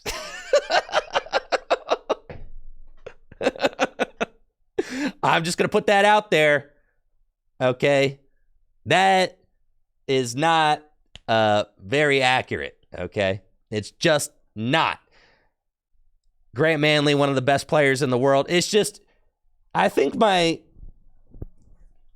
buddy Riley put it perfectly. Like, if you've got the skill to win a League Cup, then if both players at the table have about as much skill to win a League Cup, then the Mew Mirror is just a completely toss-up. Like, yes, players can play badly, sure, but being good at the Lugia Mirror just means not playing like a buffoon. So, Yeah. It was really, I mean, look at that. You've got just Grant's, and these are Grant and Caleb, two of the best players in the world, And then Azul, you guys know how Azul did with Lugia? Thank you, Yoshi, for that gifted sub. Azul went 5-4, man. Azul, two-time international champion this season, went 5-4 with Lugia. Yes. 5-4, dude. And then even Connor Fenton, who won a regional with Lugia, and then claims that the Lugia mirror is incredibly skill-intensive, didn't make day 2 at Vancouver, and then said it was all luck. Like, bro, it can't be both! It can't be both, bro! It can't be both! It can't be all skill when you're winning and all luck when you're losing. It can't be both, bro! Yeah. So, yeah. You have to call it what it is, dude. You have to call it what it is. Yeah, JR, 0-3 dropped with Lugia in Orlando. The deck just bricked. That's what I'm saying, dude. If you and your opponent draw perfectly and you both have about the skill required to win a League Cup, it's just going to be a toss-up. But then there's so many times where the Lugia deck just doesn't function. Also.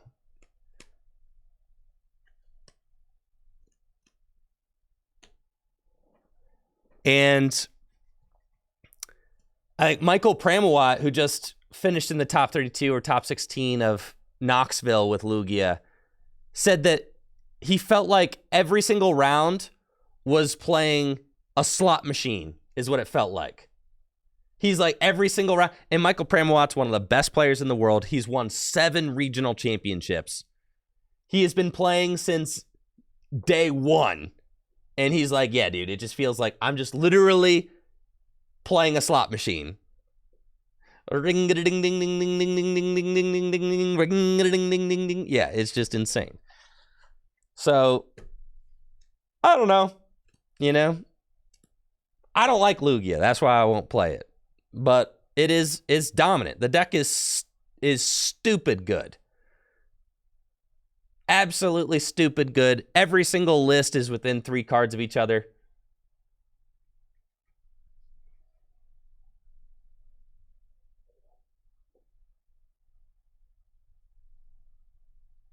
Yeah. But rotation's happening soon.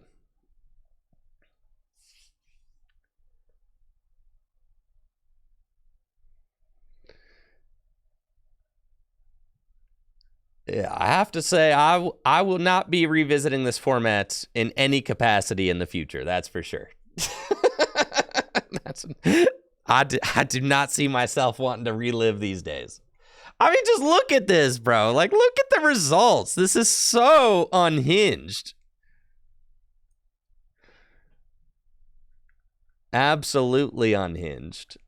So, anyways, very much looking forward to rotation. I had a really, really good talk with Ross Cawthon, actually, at the Vancouver Regional Championships.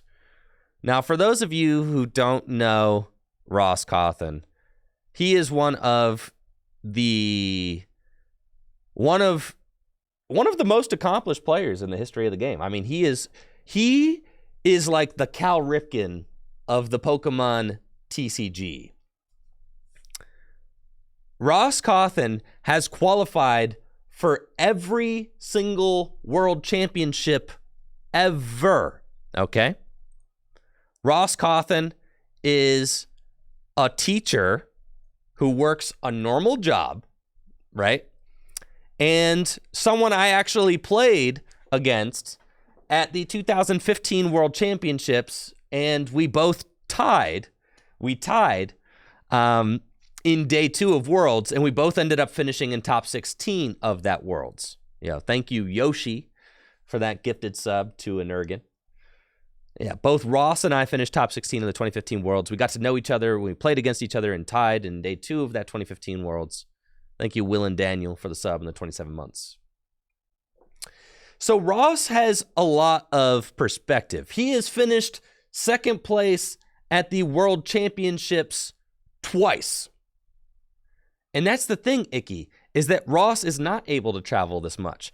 This is Ross's 6th regional championship. He has gotten points at every single regional he's attended so far. However, he is at 200. Here we go.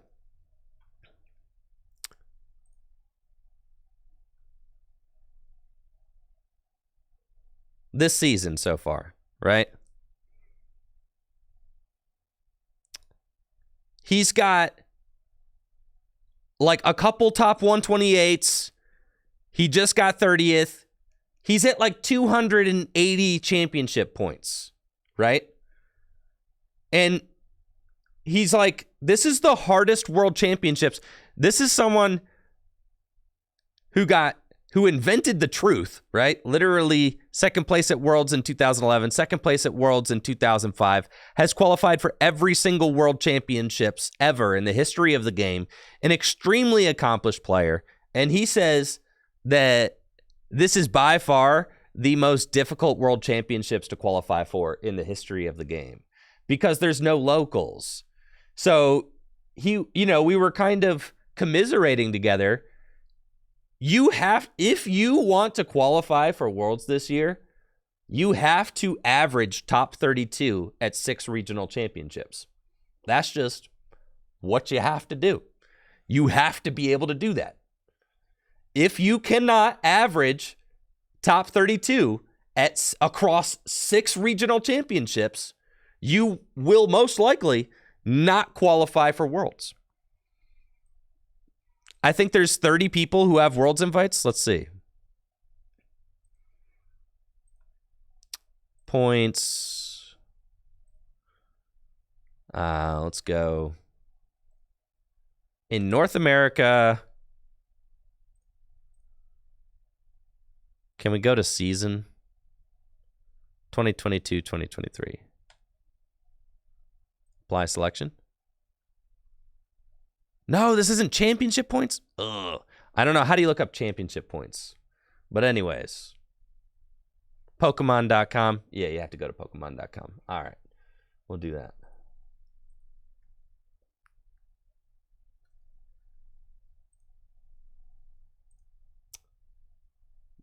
Play Pokemon, my Play Pokemon login. Do that.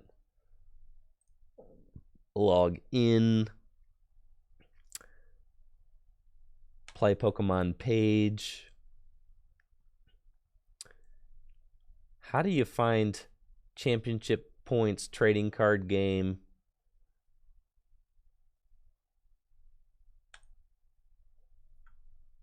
Can you go to, I think I got it right here. Up, forward. Rank. Not play points, championship points. 2023, US and Canada.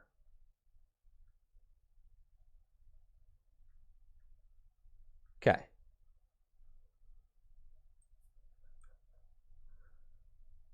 Here we are. Yeah, the CP leaderboard, I'm pretty sure this is what I'm looking at right here. There I am. 32nd place. This does not have my latest finish on it yet, though. So, before Vancouver, there were 30 people qualified for Worlds in US and Canada. And a lot of that's just going to be people that can go to international championships, right? We look at Ross has 220 CP. No, he's got more now because he just got top 32 at Vancouver. So it's 280. Ross is at 280 now. So Ross needs to figure out how to get 70 more championship points. He basically is going to have to go to more. I know, Azul's won 2 internationals. What a king, right? But a lot of this is going to be people who went to international championships, people who went to Oceania. It's like that. That's how you get that many points, right? And also just regional winners for sure. Yeah. But going to international championships, there's been 2 international championships so far, and going to those is going to give you a huge leg up on everybody else, because international championships give out insane amount of CP. So you can see our group, Riley's sitting at 300. I just qualified because I was at 330 and just got 60 more. So I'm at 390 now. Yeah. And I'm interested to see how many players are going to be able to convert. Like, will we end up with about 50 or 60 invites? You know, a lot of people sitting around the 250. But that's the thing is, like, so yes, players have kind of been able to get to where Ross is right now, basically, right? So Ross Cawthon is at like 220, and then he just got top 32 at Vancouver. So that's going to put him at like 280, right? But he's got 6 finishes. So it's like, in order to qualify, he has to, and he's only able to go to NAIC because he's a teacher. So he can't just like fly to London, right? Most people can't just fly to London. I mean, I'm very blessed and I can go to London this year, thankfully. But like, going to international championships is not like a normal part of qualifying for Worlds for most people. So it's a very different year. And I think that, you know, Ross has better perspective than anybody in the Pokemon TCG, since Ross Cawthon has qualified for every single world championship ever in the history of the TCG. And Ross says, without a doubt, this is the most difficult Worlds that the game has ever seen. Thank you, Bleeker, for that 15 months in the sub. But it was really cool getting to talk to Ross. He's a little bit defeated right now because of how difficult this year is. He does not want to leave it up to NAIC, and understandable. He's got a streak to keep alive. I'm a huge fan. If there's anybody in the Pokemon TCG that I am like a fan of, Ross Cawthon is one of those people. Like, that dude is incredible at the Pokemon TCG. He's got a great mind for the TCG. He's a longtime player who's done some incredible things. You know, if I'm a fan of any Pokemon TCG player, it's Ross Cawthon. Yeah, that dude rocks. So, wishing Ross the best for sure in his top 3%. Let's go. The Pokemon TCG 1%. Get him. So, anyways, that's my Worlds run. We got there. I'm very thankful. It took me 8 regional championships to qualify. That's like a pretty good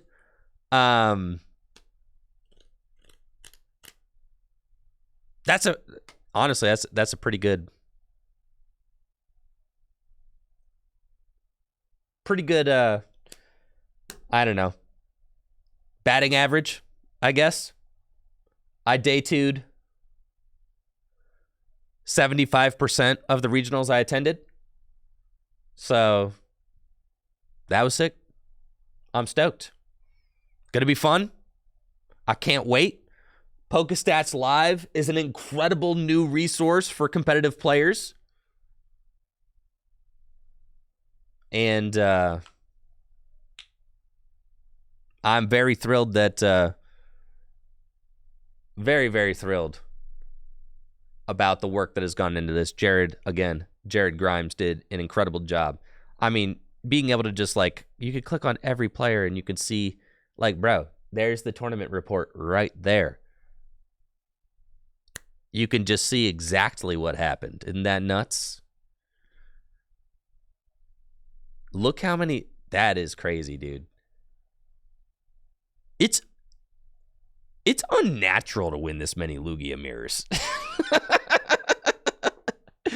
It's messed up, man. It's messed up. Now, Ian is a very good player. But yeah, that's crazy, dude. Beating Reggie, beating Justin Bakari is a really good player. Grant Manley and Caleb. Sheesh. Yeah. I mean, that's just insane. It's insane for sure. So anyways, that's that. Now we've got some Pokemon cards to open. Who's excited? I'm excited. Let's do this thing. Enough small talk.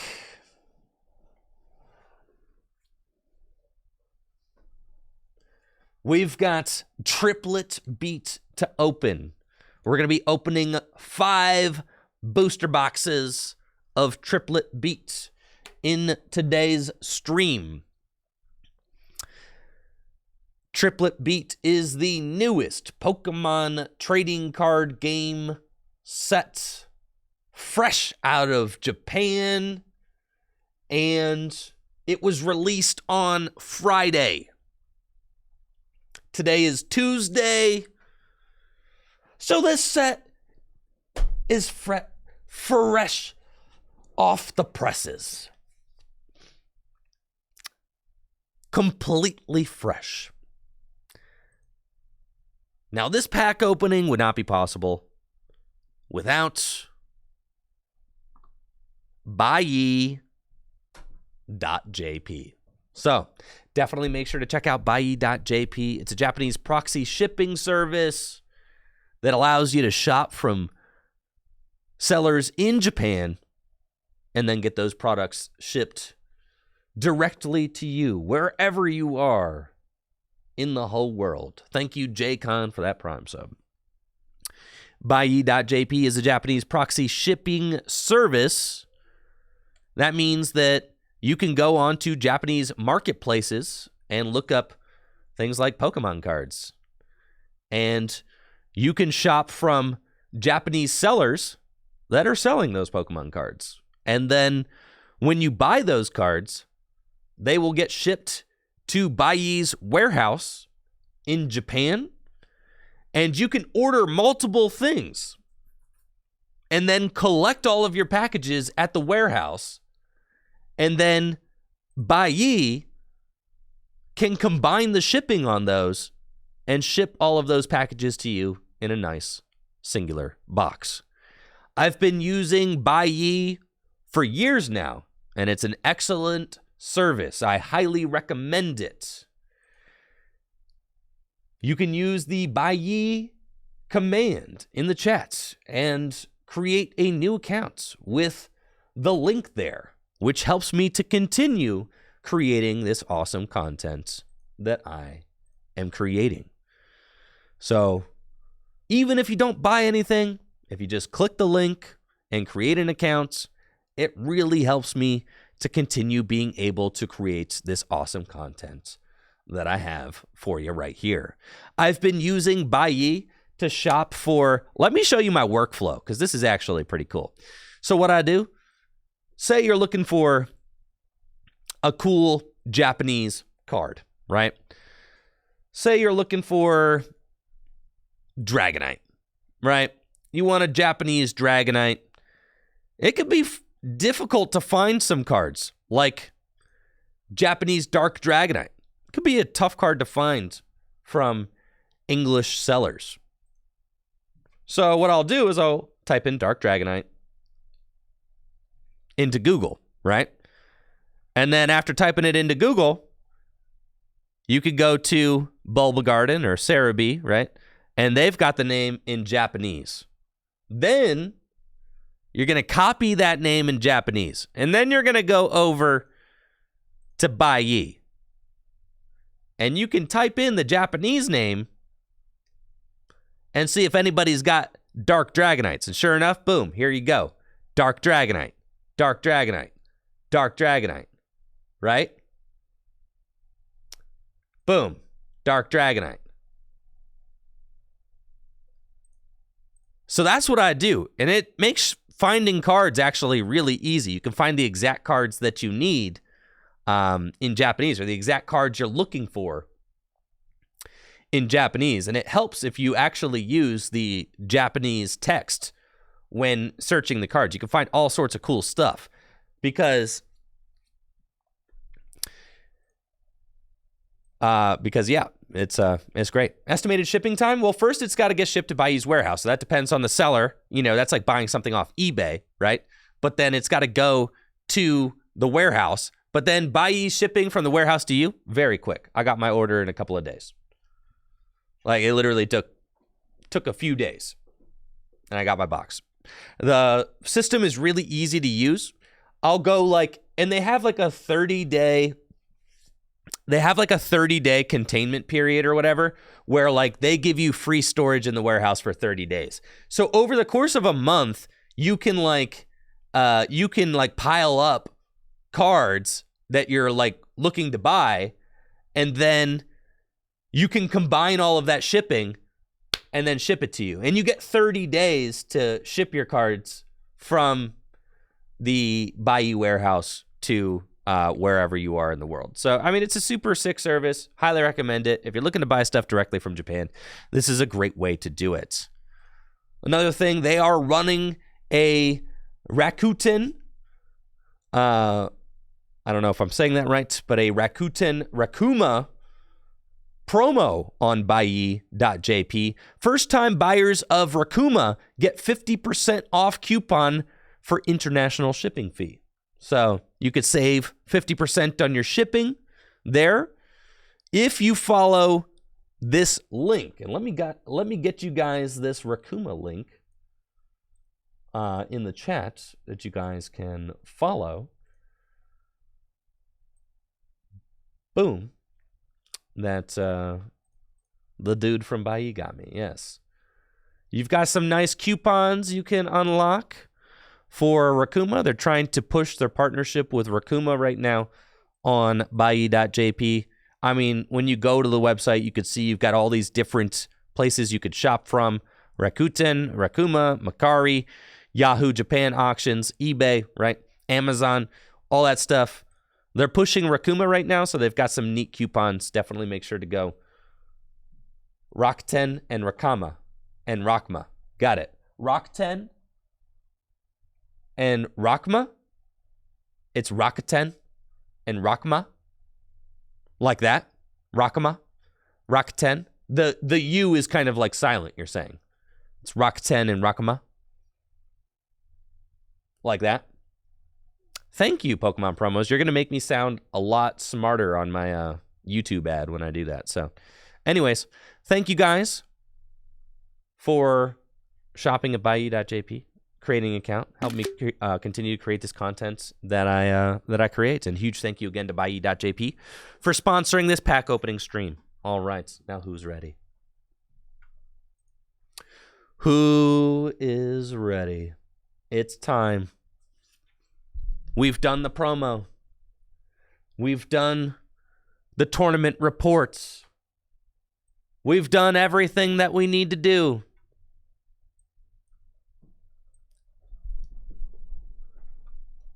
But wait, there's still one more thing because I have to go to the bathroom. But after this, we're going to open our boxes of Triplet Beat. Let's go.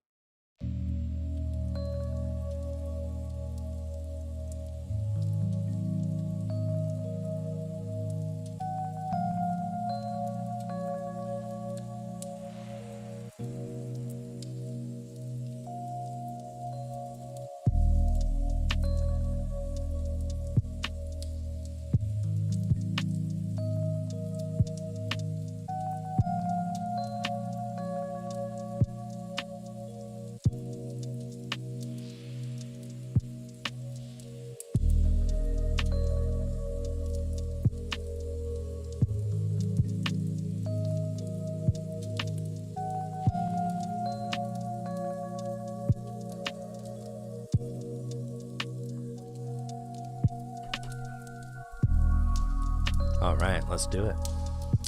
Y'all ready for this? Cue the jock jams. We got some Pokemon cards to open. And I'm thrilled about this. It's gamer time. Now, what do you guys want to predict on? What are we saying? What are we doing here? What do we say? What do we say? Odds that I pull a, let's say odds that I pull a altar. Altar? Is that what they're called?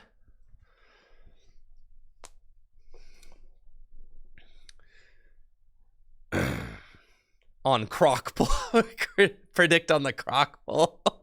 What do you guys? An illustrator rare? Is that what they call it? An art rare? A secret art rare. Yeah, that's what they're... I know on Pokebeach they just said... Pokebeach just defined all the new official art turns, right?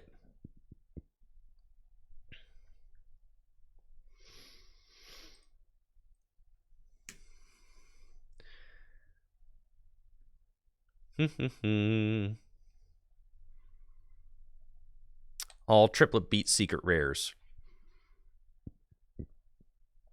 All right, so we've got illustration rare, special illustration rare, ultra rare, and hyper rare. Let's go for special illustration rare. That's what we're looking for. All right. Right, and they've got 2 stars. 2 gold stars. This makes things very easy, all right? It does. I'm going to bring you guys over to Pokebeach real quick, and we're going to look at this, because I'm going to try and be correct. Here we are. You can say hi to mom and dad. Look at you guys. There you are. Illustration rare, special illustration rare, ultra rare, and hyper rares. That's what we got. But that's going to be for English stuff.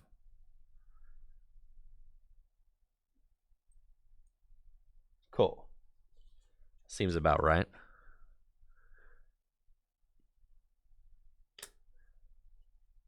So this Gardevoir here has like an SR on it.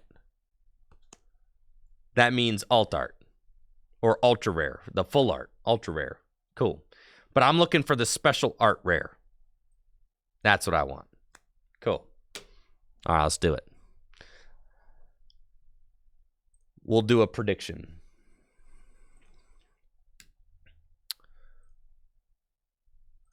Will I open a special art rare in box 1? Yes or no? Got a minute. Let's do it. Here we go. Boom. I've got new technology for this opening as well. You guys want to see the new technology? Check this out. The new tech. Just kidding. That's not it. The new tech is... Boom! I can zoom in. I got the zoom in button. So when I pull a card and it's poggers, I can just go, bam! There it is. Dang, look at that. That's crazy. Enhance. And back it up. Enhance. Back it up. Yeah, isn't that fun? Man, I should have been doing that for a long time ago, but it's cool. We're there now, so.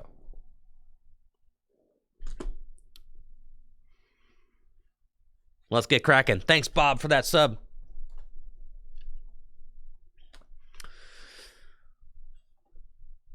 Five beautiful booster boxes of the newest Pokemon TCG set. Hold on. I'm going to press record. There we go.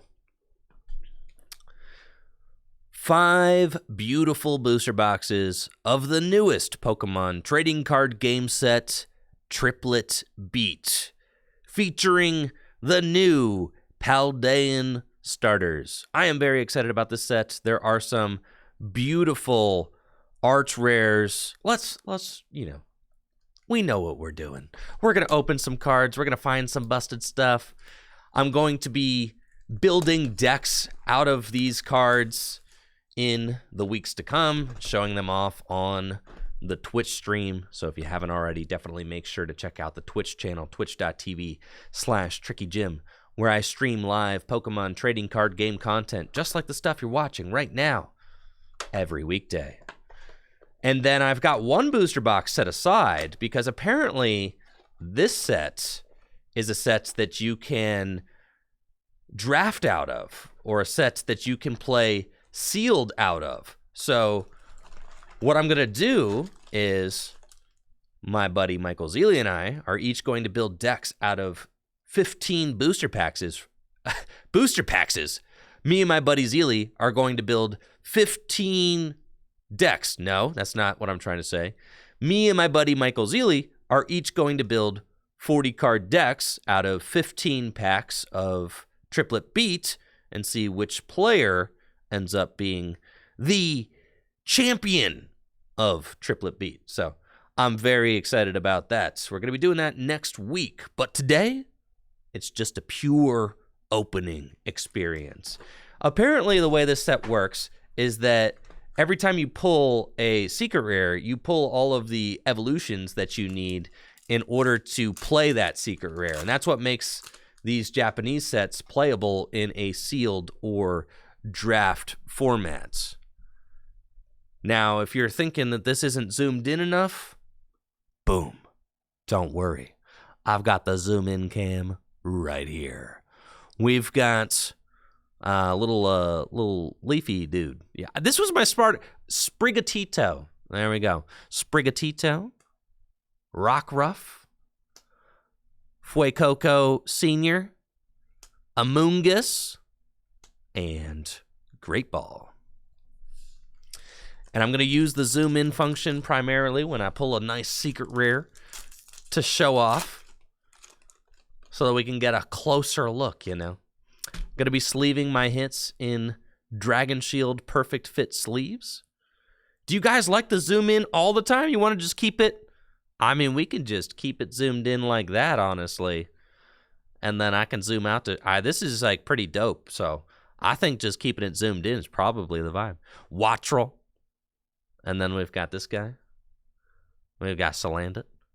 And Tauros. Love that artwork on the Tauros. Superior energy retrieval as well. The Tauros is super nice. I mean, look at the artwork on that card. Absolutely gorgeous. It's, man, just as epic as it gets. I would love to have like a framed print of that artwork. It is just so epic. This is an incredible piece of art. Absolutely love that. Okay. No idea what this dude is. Little bug fella. I know, it's so bad. You think, yeah, I played through the games, but just because I played through the games doesn't mean that I know all of the little dude's name. I'm not going to lie. I didn't have little bug dude on my team. Nimble. Larvesta. Delibird. Wow. Nice holographic Oricorio. This Oricorio has a neat ability. It heals 20 damage from your active Pokemon during your turn. So that's really cool. Could be seen in tank and heal style decks. That's really nice. And then Salazzle. Cool. Nice Oricorio.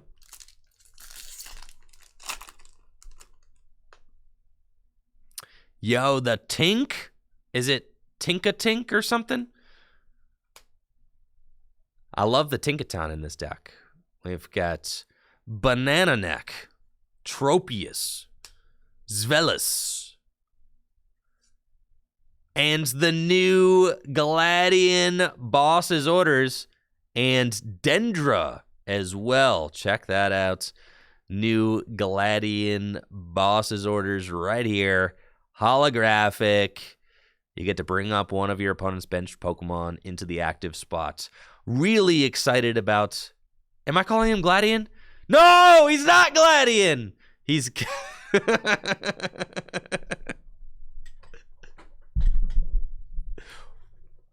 Whoa. He's not Gladian, bro. He's Getsis. Oh, they both start with G. It's pretty much the same guy. Getsis. All right, it's Getsis.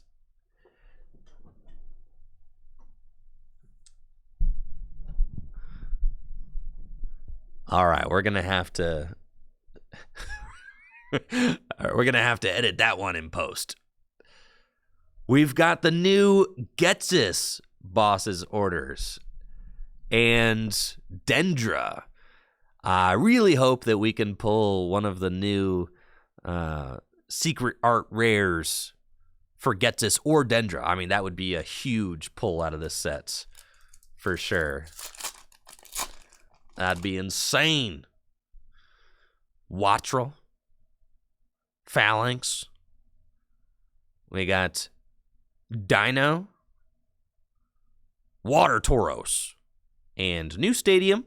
I think it makes stage 1 Pokemon do 10 more damage. That's pretty cool, especially since the new Pokemon EX count as stage 1s. Nimble. What do we got? Makuhita. He's nice. Look at him. I love it when Pokemon are sleepy. Isn't that just so cute? Magikarp. Wait for it.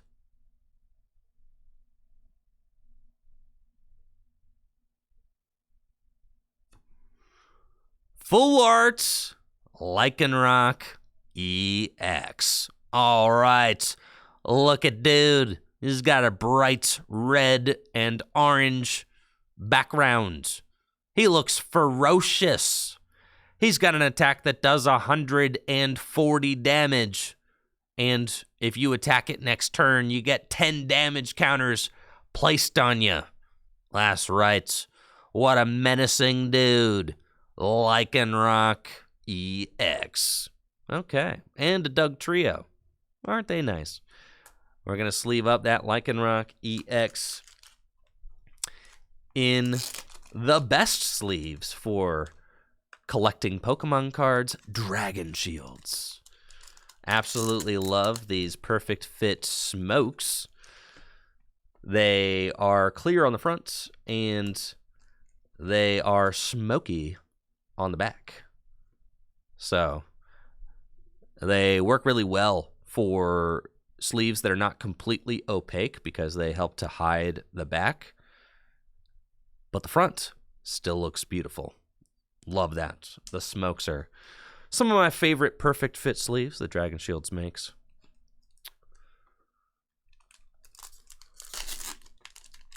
Did I pull the Rockruff in that pack? That's good. No, we did not pull the Rockruff in that pack. Oh, so is this not a draftable set? Was I lied to? Maybe I was lied to. Maybe. Was I lied to? No Rockruff. Dang. All right. I was lied to. Somebody lied to me. Lies. Someone told me that this set was made for drafting, so. We got Whoop. Diglett. Little Amoonguss guy. Grumpig. And Tauros.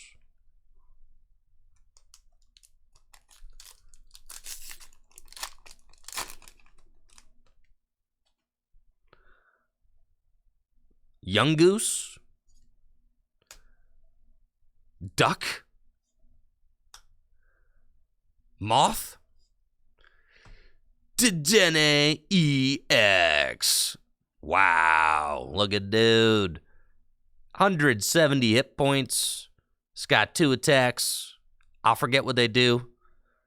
If you squint a little bit, you can almost pretend that it's a fairy type Pokemon.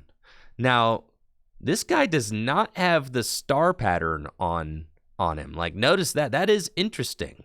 And it's because it's a terrestrialized Pokemon. That's right. So the terrestrialized Pokemon have like the crystal shards, but they do not have the star pattern on the holo. So that is something that is worth noting. Yeah, they got a little bit of a different holo pattern, and then the superior energy retrieval. So cool stuff. All right, Denny. Welcome.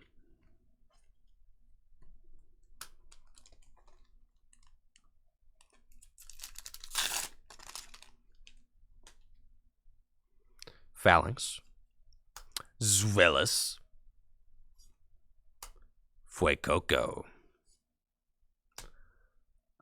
This guy, Floatzel. Floatzel.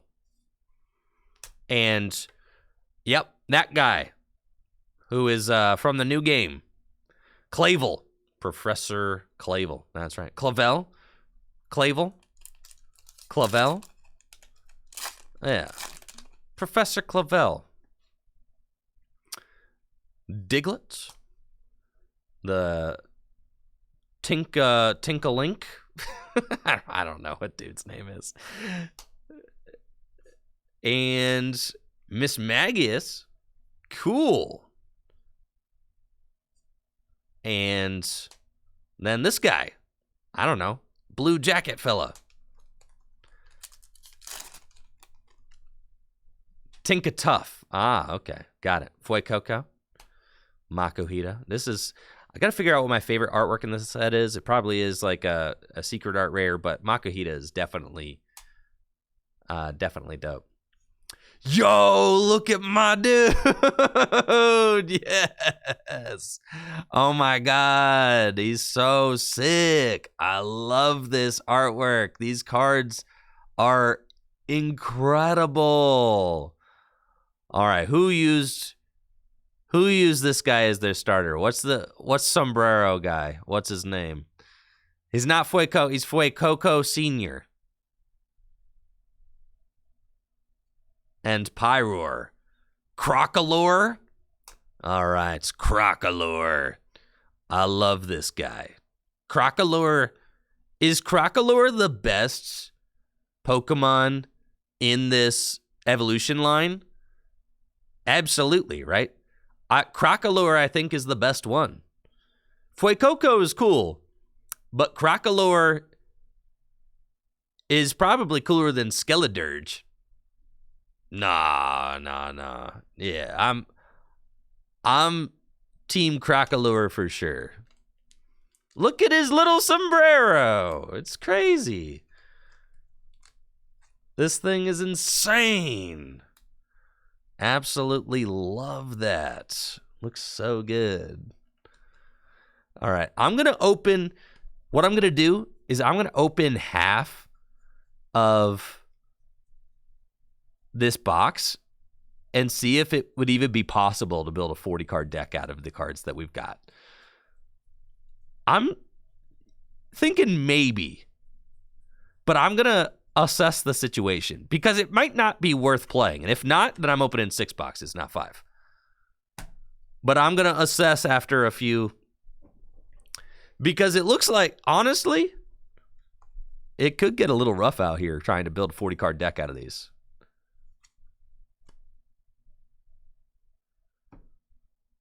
All right, let's go. You have to keep the halves the way they're packed in the box. That actually would make sense. I'll try another box afterwards, and we'll kind of see. Yeah. I'll check a few half boxes, and I'll keep them very separate. Sprigatito. Dino. Larvesta. Duck. EX. Quaquaval. Wow. Look at that sparkly fellow. 320 hit points. Got an attack that does 230 damage. You have to return 2 water energy or 2 energy from it back to your hand, I think. Yeah. Duck fellow. I absolutely love the star pattern on these holos. They look great. They look real slick. What a beautiful, beautiful looking card. And then, Young Goose Senior. Dang it. I'm telling you that the names of Pokemon are harder to remember when they're in Japanese. It's just the way it is. I don't know why. They just are. Like, I've already forgot his name, dude. Hydreigon! Yes! Hydreigon is so sick. Look at how epic. Look at how epic this Pokemon is. What a just mischievous, evil-looking dude. Incredible. And Grumpig? That's awesome. And I've got the whole Hydreigon line, which means that I could play it in a deck if I was playing a sealed event. Yo! The art rare Sprigatito. My goodness, what a beautiful card. I really hope that in our opening, we're able to find the whole line. Like, I want to find the art rare Sprigatito and Meowscarada and, and other cat. Yeah, all those dudes. I want to find the art rares of all of them. But, yeah, it's going to be a difficult task. All right, we're halfway through the first box. Love it. And, of course, once we start seeing the same cards over and over again, we are going to pick up the pace. All right, I know I'm taking it easy. It's my first ever box of Triplet Beat. All right, we're taking a leisurely stroll through our first box. And then as we start to, as we start to see more and more of the set. Paldean Whooper. Quaquaval Jr. Lillipup. Just kidding. It's Pyroar Jr. Litleo. It's Litleo. Tauros. Seviper.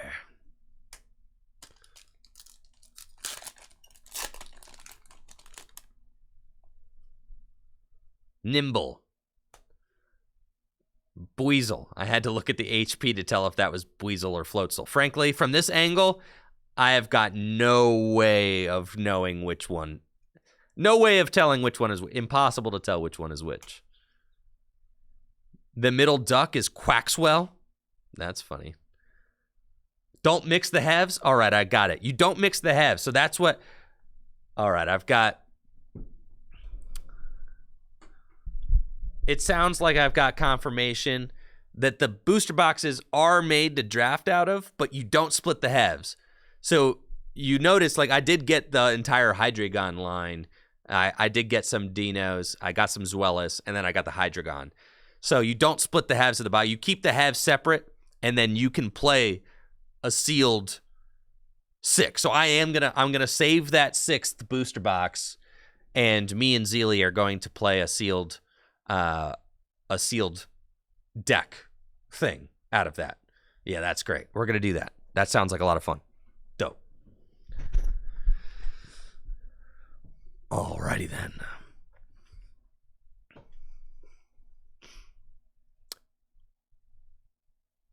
Phalanx. Floatzel. And Dendra.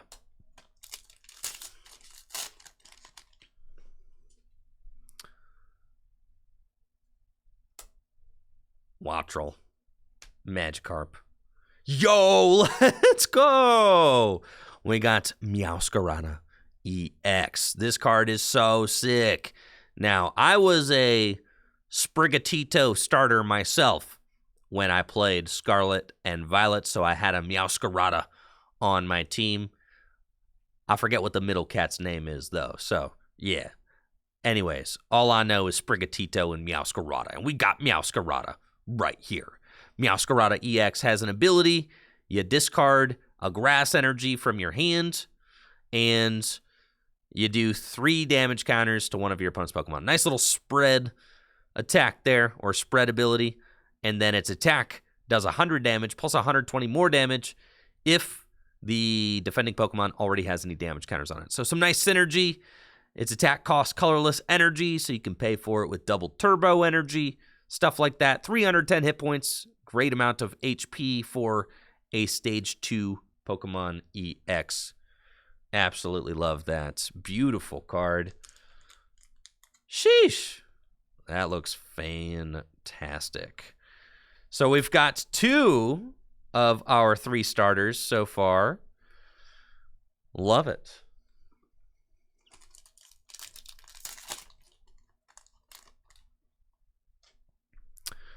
Fuecoco. Spoink. All right. Florigato. That Florigoto. Yeah, I don't know. I nicknamed all my dudes. All right? How am I supposed to know? And Fighting Tauros. Yeah, we'll learn them eventually.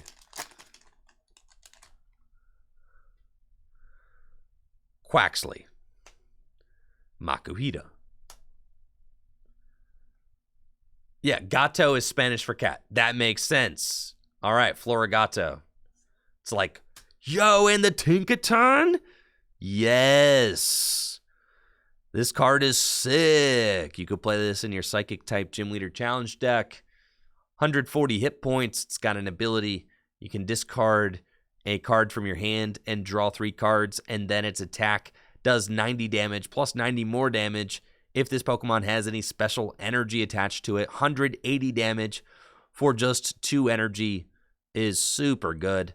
Absolutely love that Tinkaton card. That is awesome. And then I think that this stadium is just search your deck for a basic Pokemon and put it onto your bench, right? Is that what the stadium does? That's just so good. Big if true. If that's what that does, that's huge. I think that's what it does, though. It's Pokeball. Oh, you have to flip a coin. All right, so that's what it does. What, like flip a coin? No, you don't flip a coin. Right? Or is it a flip a coin? I don't see the flip a coin text on here. I know that there's no flip because I don't read Japanese, but I know that flip a coin starts with like a little it starts with a character that looks like a C. I know that. Yeah, this is just literally search your deck for a basic Pokemon and put it onto your bench. Yeah, that's insane. Yeah, Mesagoza's flip a coin. And there's our Tinkatuff to go with the Tinkaton that we opened. Volcarona.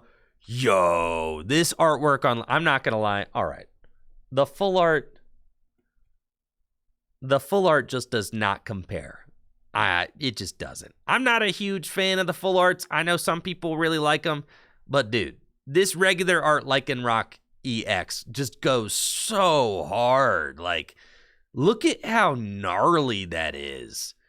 Yeah, this card not nearly as cool as this one. This one goes crazy. I love that regular art Lycanroc EX. That is just a beautiful, beautiful illustration. Love the card. Wow. And then Fire Tauros, the last card. That's insane. Okay.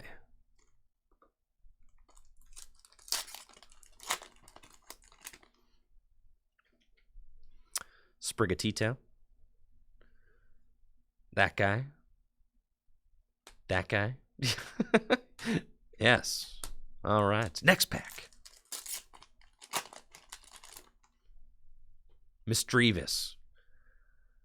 Florigato. It was Misdreavus. How did I forget Misdreavus? Yes, dude. Yes. Look at this Tauros. What an epic looking card. I love Tauros. Tauros is so sick. One of my mom's favorite Pokemon. So this is such a wonderful piece of art to have for Tauros. Love that. And then the new special energy as well. The new special energy is like a rainbow energy, but the effect stops working if you have more than one special energy attached to the Pokemon. So it's an effect that only works if that is the only special energy attached to the Pokemon that it's attached to.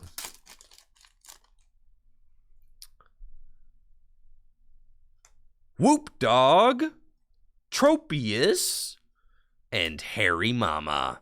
140 hit points. It's got this ability that makes your Pokemon take 10 less damage from the opponent's attacks. That's pretty cool. And it stacks. I know it's Hariyama, okay? It was a joke. It was for humor. All right. Hariyama. And it does 120 damage for 3 energy. And Doug Trio. Cool beans. Olzwellis. Tinkalink. Gyarados. Gyarados has 180 hit points. What a gnarly holographic Pokemon card. 200 damage for 4 energy. Does 50 damage to itself. And then its attack does 80 damage plus 100 more damage if something happened. I forget what it is. But yeah, 80 plus 100 if something. And then Great Ball. Very cool.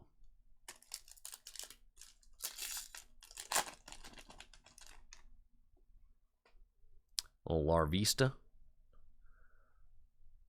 Tinkalink. It's just Tink, isn't it? Or Tinka. It's not Tinkatuff. That's the middle one. Tink. We're calling him Tinkalink. This card, let me tell you, this card, that card, this card is broken. All right? I know y'all are probably sick of Lost Box decks since Lost Box is already one of the most, well, you know, it's pretty good right now. But then post-rotation, Lost Box is going to be that deck. And this card is going to make Lost Box even better. This is Jet Energy. Jet Energy is an energy you can attach to one of your benched Pokemon, and it switches it from the bench to the active spot. So, kind of like an inverse Warp Energy. Warp Energy you attach to your active and you switch to the bench. Jet Energy you attach to the bench and you switch to the active. Just a really, really good energy card because you can attach it to a benched Comfy and then switch that Comfy into the active spot, use Flower Selecting, and then retreat the energy off to the bench. That is a really strong card.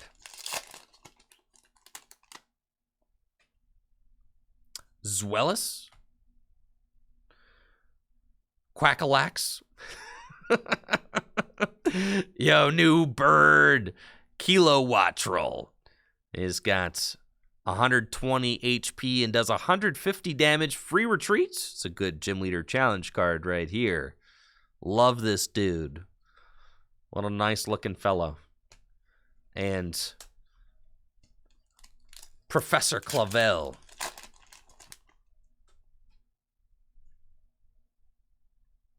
Another Oricorio. I just really scanned through those, but at this point, we are getting to that point in the opening. Just skip to the holo. We just want to see what you got.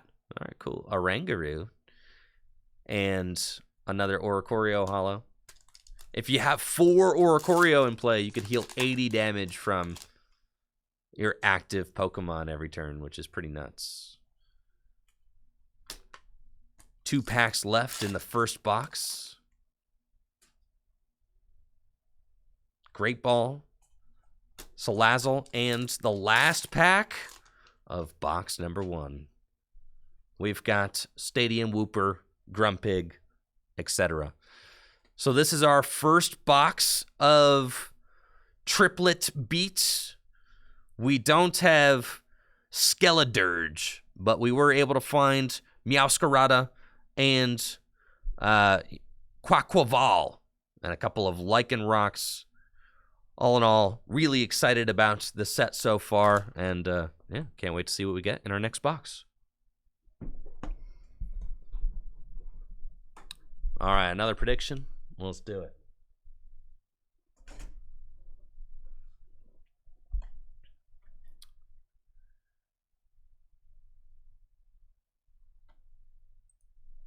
Only 3 art rares per box. Cool.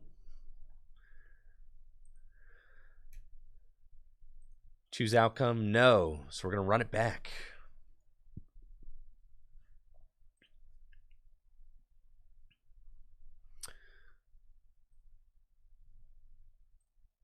Will I open a special art rare in box 2?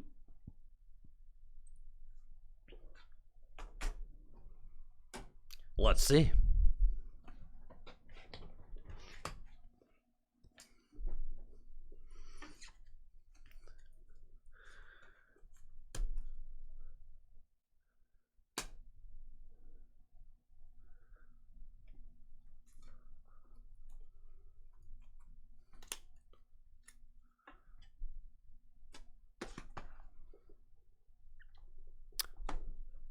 Box. There we go. Box number 2. I really, if I have to pick, what Pokemon I would like to get the complete art rare line for. I mean, they're doing the art rare, like the whole evolution line, like they did with the Gardevoir in the Scarlet and Violet base set. They've got, your Duck evolution line. You've got your Sprigatito, Meowscarada evolution line. You've got your Fuecoco evolution line. You've got the whole thing, art rare edition. If I had to pick which one I really want to find,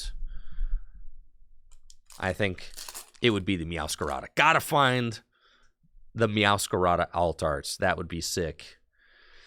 Kicking things off with Pyroar art rare. That is sick. Look at that. Look at that. We've got, you could go whole Lion King. Look at this.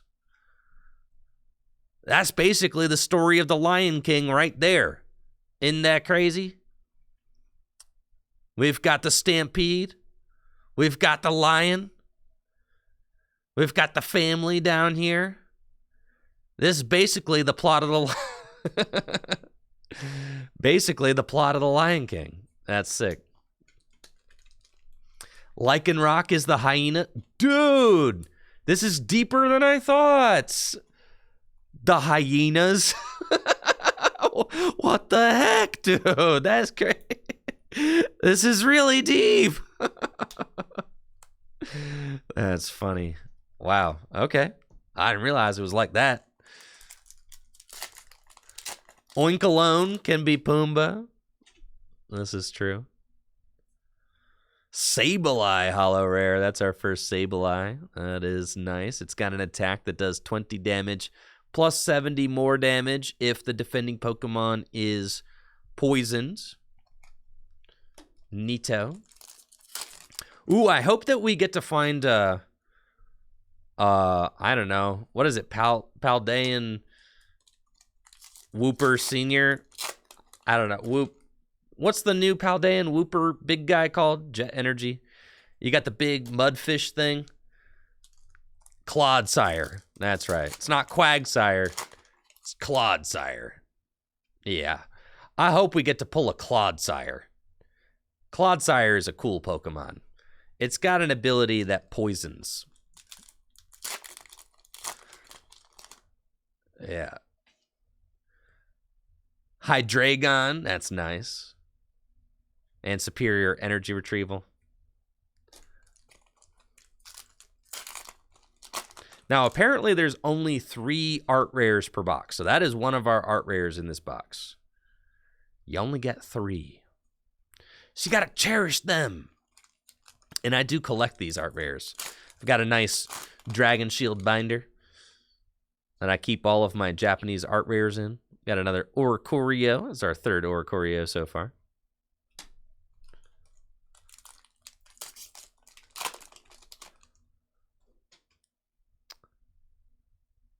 Okay.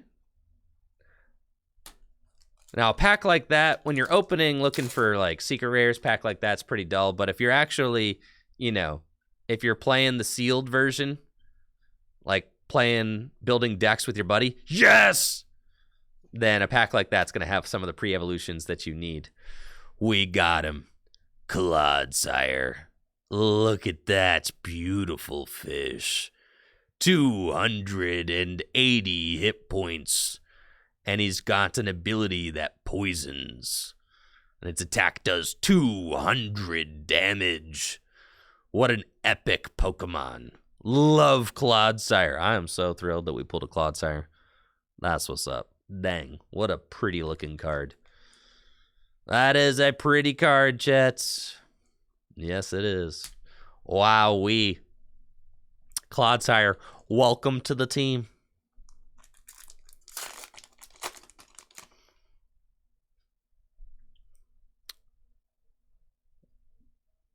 Gato. Florigato, that's it. Yes, and we got another Meowscarada EX. That's our second Meowscarada EX, so we are well on our way to being able to build a Meowscarada EX deck. Something fun we could do. We could build decks for each of the 3 starters. Meowscarada and Skeledirge and Quaquaval, and we could see which deck ends up being the one that wins. Getsis, boss's orders.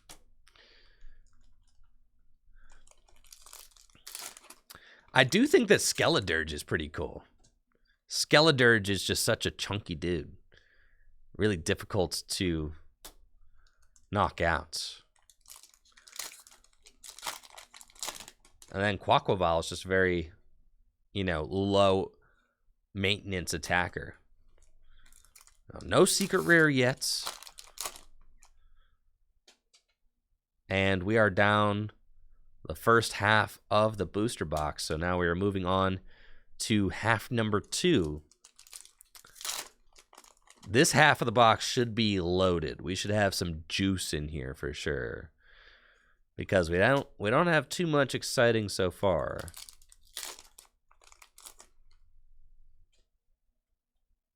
Okay, we got the new special energy. Kilowattrel. Tinkalink.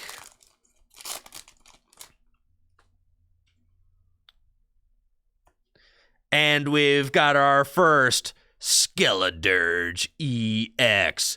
340 hit points. He's absolutely massive. What a total unit. It's got 2 attacks. First attack does 50 damage, and then I forget what the second effect is. And then its second attack does 270 damage, minus 10 damage for each damage counter on the Skeledirge. I think it's 50, heal 30. That's what I think it is. Yes, because the attacks kind of go together. So you could do 50 damage and heal 30 damage from yourself. And then 270 damage, minus 10 damage for each of the, for each of the damage counters on him. So really cool card. I mean, just absolutely huge Pokemon. 340 hit points. Nice. And jet energy. 340 HP for a Pokemon that gives up 2 prizes is insane. That's nuts. It's unheard of. This was Eternatus VMAX levels of HP. Yeah, that's crazy for sure. To be fair, I hope they never make 3 prize Pokemon ever again. I'm fine with 2 prize Pokemon having this much HP so long as they never make another 3 prize Pokemon. I hope they never make another 3 prize Pokemon ever again. So that's fine.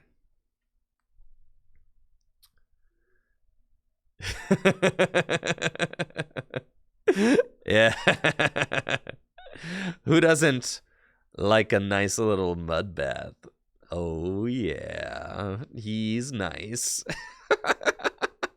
It's funny, like the whole card is just a pile of mud, and then he's got his little head just poking out.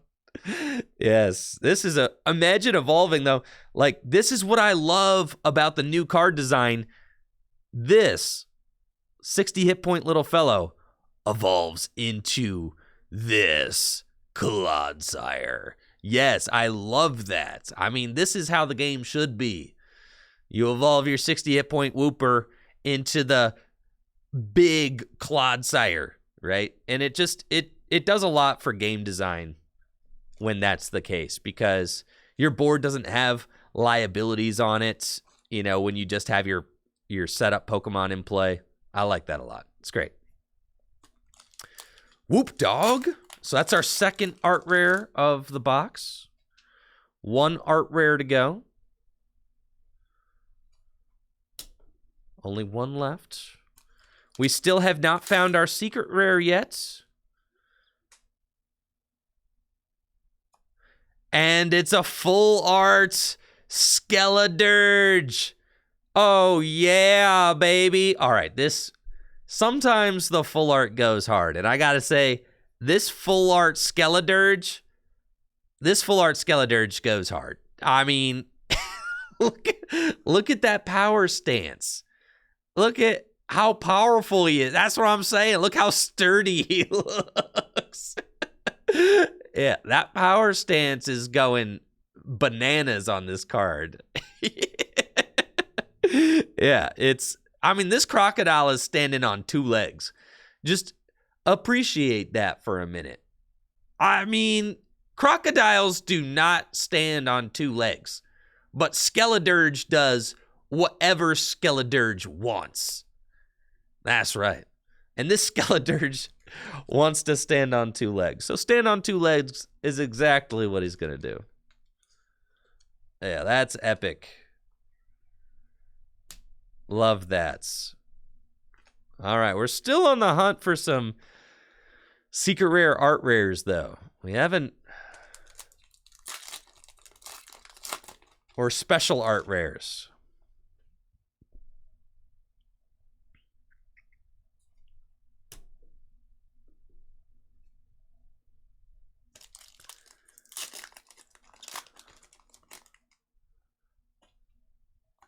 We've got the Get This Boss's Orders again. Cool, I think that's our third one.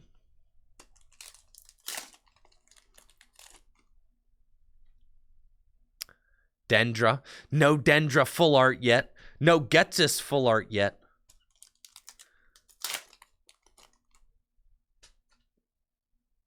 And another Dedenne GX.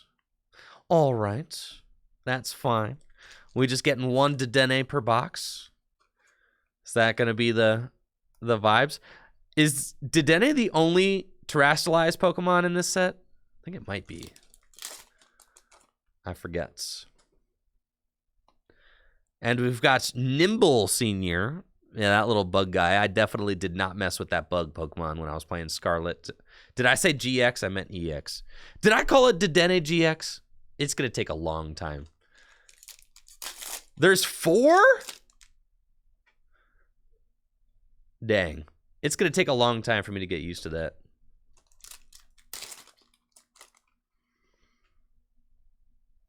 Nice. And we've got the Tinkaton Hollow. There's no way there's 4. How many terrestrialized Pokemon are there in this set? There's like 1, right? Yo, look at my dude, Quaxley. Yes. He's so nice. Oh, wow. He's just hanging out in the bathroom, taking selfies. Wow. That is so cute. I love that. I know that Heather is really looking for the Quaquaval special art rare. So we'll see. Maybe we can find the Quaquaval art rare. Maybe we can find the whole line for Heather. That would be big. One of our moderators and Full Grip Games employees. That would be dope. All right, and that's the last pack for box number 2. Check it out. Yeah. All right, Skeledirge, I gotta say, Skeledirge is making a serious argument. I know I said earlier that the middle evolution was the coolest one. I know I said that. But Skeledirge is pretty handsome. I have to say, this is tough. Look at how handsome that Skeledirge is. I mean, I might have to walk it back. I'm having a tough time deciding. We'll see. We'll see.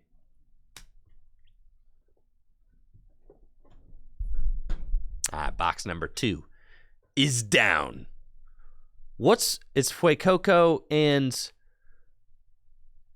what's middle dude's? Crocorock. Crocorock? No, that's not. That's like a whole different crocodile Pokemon. Crocolore? Man, this is gonna take a while for me to get used to for sure. That's fine though.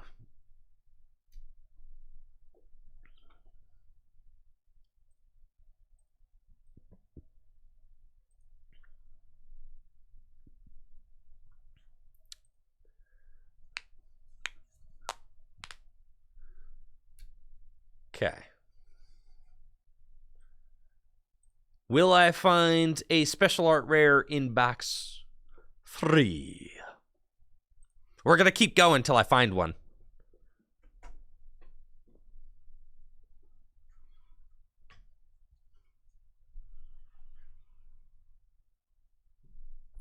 Yeah, who's your guys' favorite crocodile Pokemon? Feraligatr? Skeledirge? Crocodile? There's so many handsome ones to choose from. Sandile? Crocorock? Croconaw?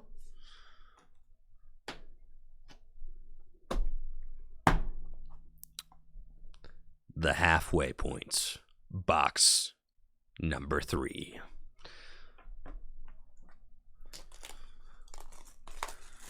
Having some discussion in the Twitch chats about which crocodile-themed Pokemon is the best crocodile-themed Pokemon. Is it Skeledirge?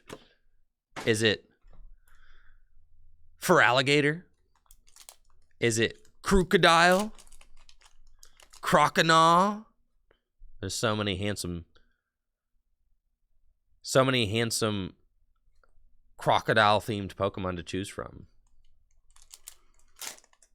Gibble does not count. That is not a crocodile. All right, there's our token Dedenne EX. Or is it Dedenne GX? Apparently, I've been calling it Dedenne GX. It's hard to get Dedenne GX out of my mind, all right? Dedenne GX was a big deal for a long time. There's our once per box Dedenne EX. Pretty sure you're guaranteed a Dedenne EX in every single box. Because, it's happening. All right. We got the Quackinator, okay? The Quackinator art rare to go with our Quaxley art rare. Just saying, all we need now is the alt art Quaquaval. And I love the story that goes with this card, right? Because each of them has a story, and this is like, it's like he's growing up, right? Look, here, just a little baby duck in the bathroom mirror. Here, teenage duck doing the hair, putting the gel in, styling, all of that's beautiful.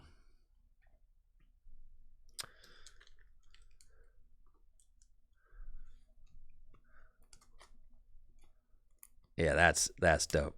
All right, we're working on our duck line.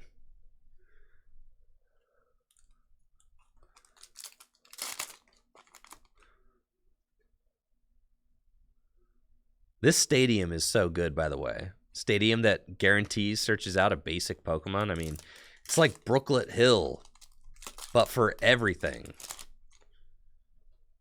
It's insane. Getsis. Yet another Getsis. We've got a full play set of Getsis at this point. So that's pretty cool. Who's your favorite boss's orders? Something that I'm thinking about. What's the best one? Are you Getsis-pilled? Cyrus? Giovanni? Nice. We got another art rare whoop. Lysandre? Lysander. Lysandre.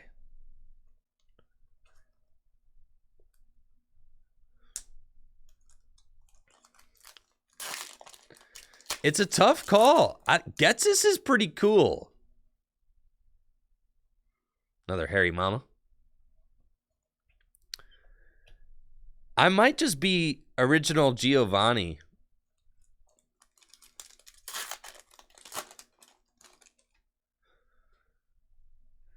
I mean, Giovanni is just the classic. How can you hate on Giovanni?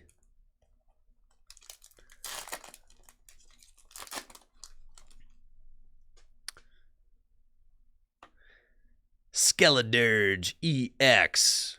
There we go. We could like build a whole Skeledirge deck at this point. We've got 3 Skeledirge. I've got 2 Meowscarada. We are on our way.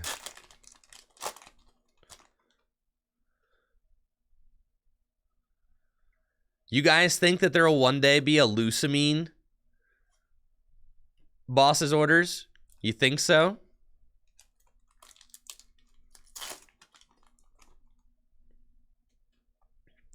We got a lot of people who believe in the... No way. Guzma would be... I really hope Guzma comes back. There we go. Our first full art supporter. We have got Professor Clavel as our ultra rare. Very cool. Very, formal looking. Clive? I thought his name was Clavel. Is his name not Clavel? I've been calling him Clavel the whole time. All right, it is Clavel. But then Clive... All right, no spoilers, guys. Yeah, wait. Clive is a different character. Come on. No. I've played the game. Clive is like a totally different character, guys. No. Clive is like this totally different character that you... No. Clive is like this totally different character that you meet in the game.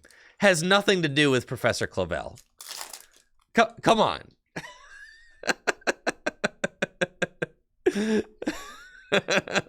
Yeah. Clive is this like totally other guy. Yeah. Clive is like young and hip and wears a neat jacket, styles his hair. We got another Lycanroc EX. Yeah. You guys are totally tripping on that. No way. This is Professor Clavel. All right. Come on.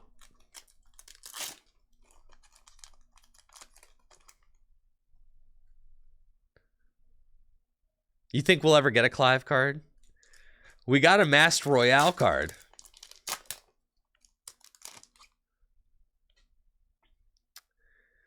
Another Pyroar.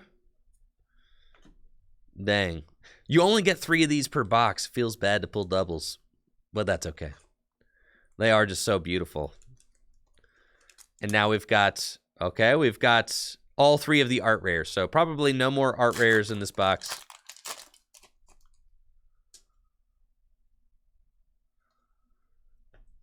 That probably does it. It would still be nice to pull another Meowscarada EX if we could find one. So that I could have... Probably want 3 or 4 Meowscarada EX. For the... to build a Meowscarada EX deck.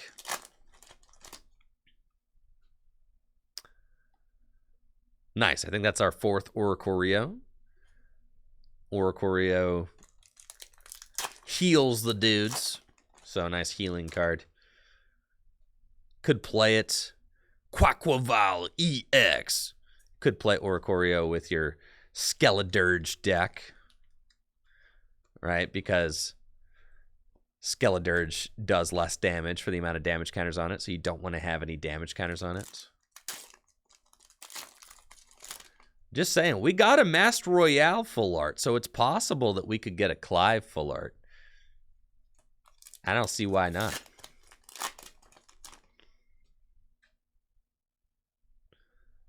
Bug Guy.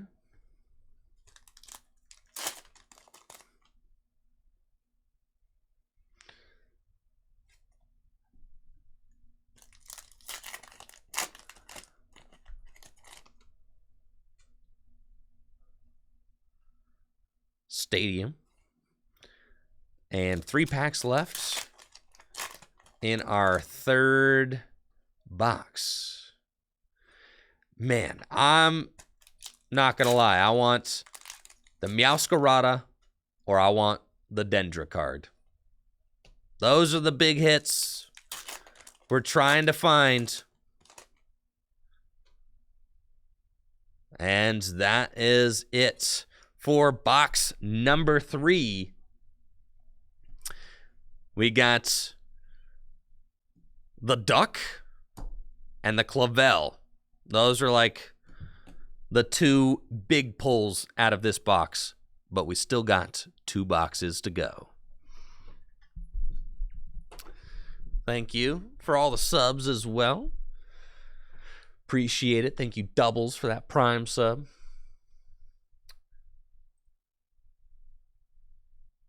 And thank you, Smoky Slim, for the sub. Danster. Mousehold. Jay Belanti. Bob McDougal.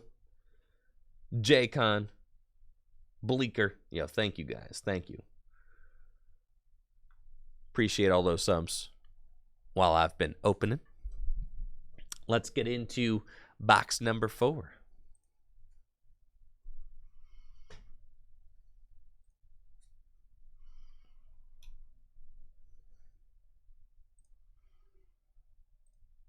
We're going to need more believers. The logo on the hat, that is for the tattoo shop that I go to in Buffalo. Crucible Art Collective.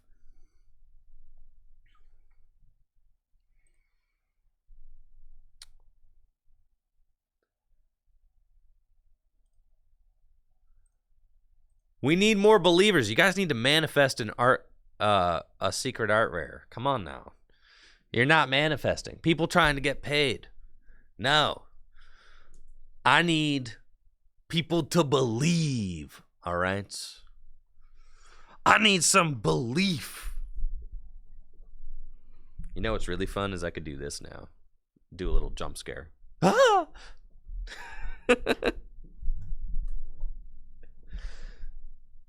It doesn't pay to hate, chat.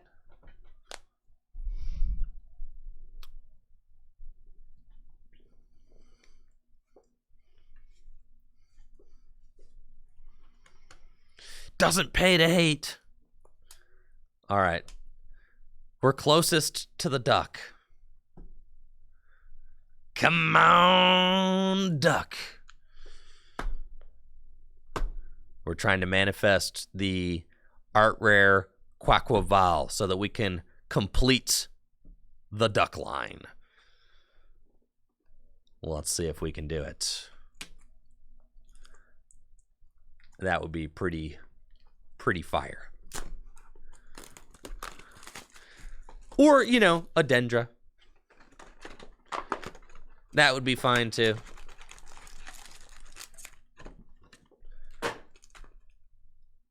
Yeah, the secret art rare, special art rare Dendra. We'll take that. I'd be okay. Dang, a third Pyroar? You gotta be kidding me. I know you're a handsome lion, but come on, man. Come on. Couldn't be like a, you know, a Florigato or something. We still need the Florigato. Or we need Fuecoco.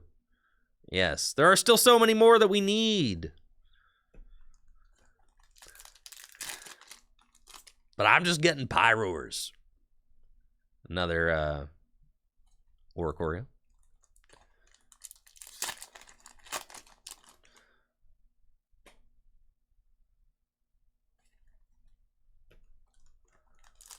I think there's some gold cards in this set too. So it's always possible that we could pull some of those.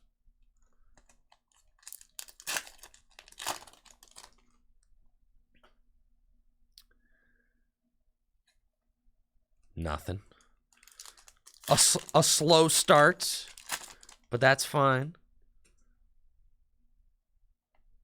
Yes, I will never complain about Clodsire.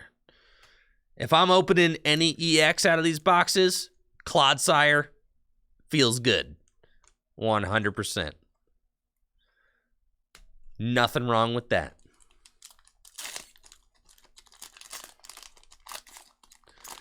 What do we got? 2 Clodsire so far?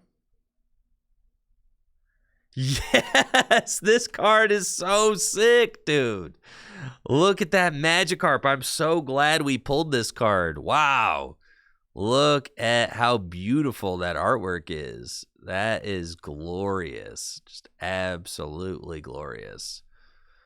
I love that the single prize Pokemon are getting so much love. I mean, that's just what it's all about to me. This is so epic. A beautiful carp. A glorious fish. Yes, don't mind if I do.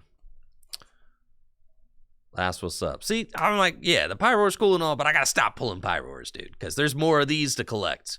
This is like the real chase, in my opinion, is these art rares. They feel like the real chase in the set, trying to find your favorite ones.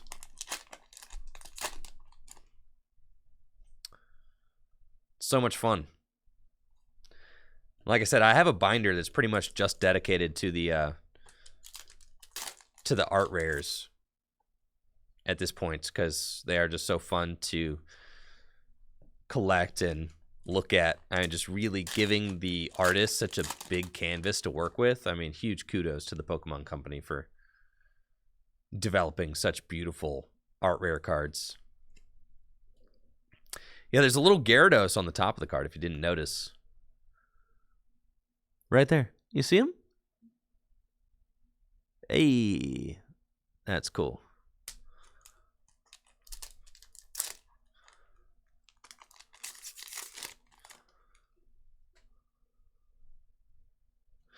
And there's our Dedenne EX. Dang it! It's EX! The token Dedenne EX.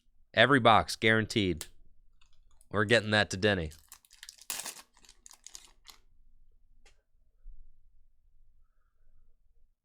Dendra, why can't you be full art? We're getting the water fountain Dendra. Guaranteed. I'm manifesting it. Right here. Right now. Water fountain Dendra. All right, scared us. That would have been sick if it was it, though. Right here. Right now. Water fountain. Okay, we got the Fuecoco. That's cool. We're on our way. Look at Fuecoco. Wow. We're building the story. We've got Fuecoco, and we've got Croc-a-Lock, or, you know, yeah. Sombrero Croc. There we go. Crocalore. Yes. See? We're building our narratives. That is our third art rare of that box, so we shouldn't get any more art rares. And then we are very far from the Sprigatito storyline, as you can see. So this is our completion so far. If we hit the art rare of Skeledirge or Quaquaval, we're in there. So that's pretty good. It's pretty good. Unfortunately, the Sprigatito is my favorite, but we are the farthest from being able to pull that. So this is the main story right now.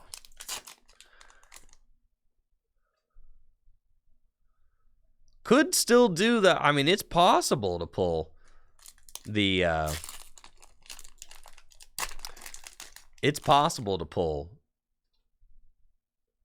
Florigato and the Meowscarada.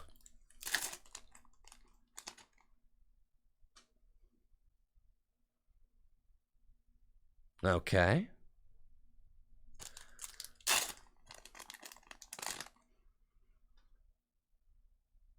What is it? What do you think it is? There's the last card in the pack. It's right under here. This could be the secret rare of the box. It could be. Could be.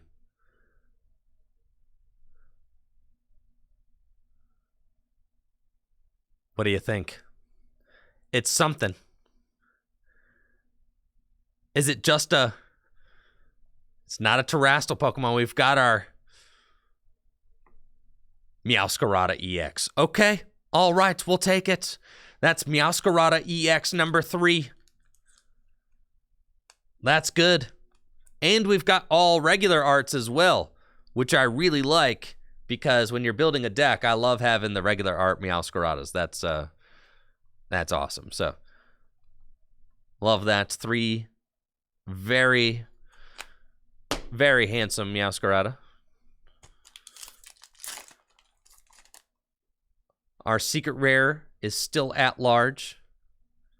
Gets this boss. Come on. Water Fountain Dendra. Water Fountain Dendra. Come on. Dendra. Or Getsis. I'll take Getsis. Secret rare Getsis. Come on. Come on. Secret rare Getsis. Jet Energy.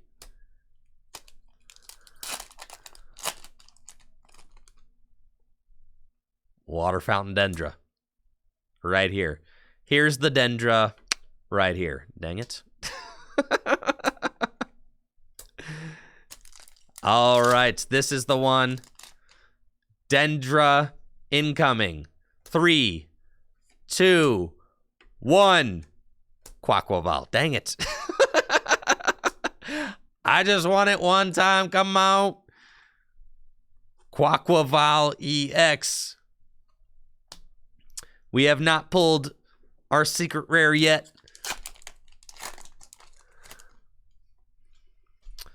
Three, 2, 1. It's full art Quaquaval. Dang it. All right, close, but not what we're looking for. That is a very handsome duck, though. You gotta give it. You gotta give it to Quaquaval. Yeah, that is a pretty bird. Pretty bird. Dang it, we were so close. It's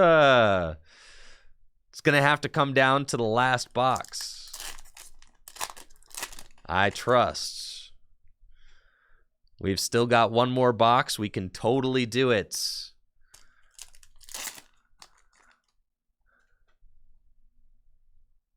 No secret art rares yet.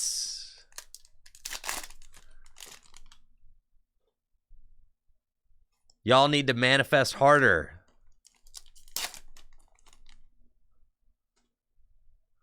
All right, and that's it for... I know, I messed up the box layout. This was our secret rare. Here are our guys so far, the art rares. We got full art duck. Dang, we got a lot of full art so far. I was able to find the Magikarp. I do love that. We've got full art duck, full art dirge, full art Clavel, How many... I do love the Tauros. How many Clodsire we got so far? I would like a third Claude. That would be nice.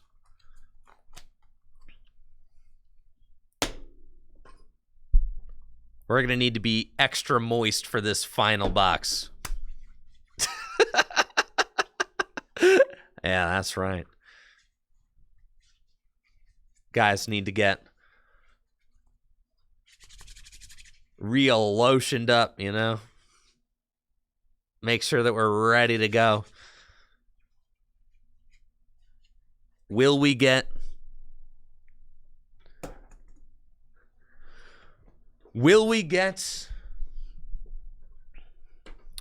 our beloved special art rare in the final box? Thanks, Nikhil, for the sub and the 41 months. Appreciate it. Hopefully you're doing well, man. 50-50. 50% of you believed it wasn't enough. You guys ever seen Elf? Okay. You know what happens? Everybody has to believe in order to make the sled ride, the sleigh ride. It's the same thing, but with pulling special art rares.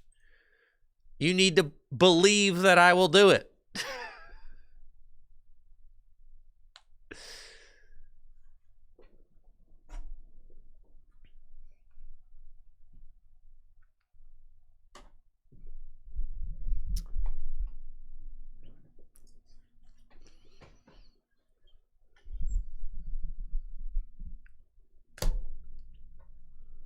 All right.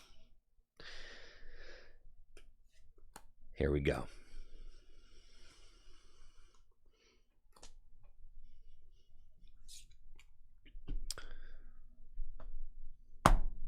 Our final box.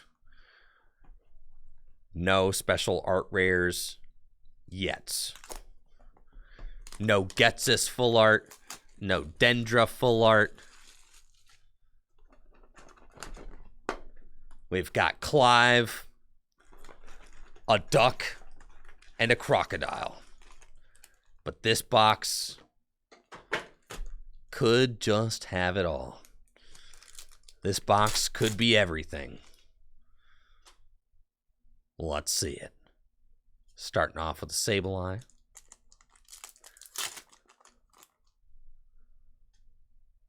And Harry Mama.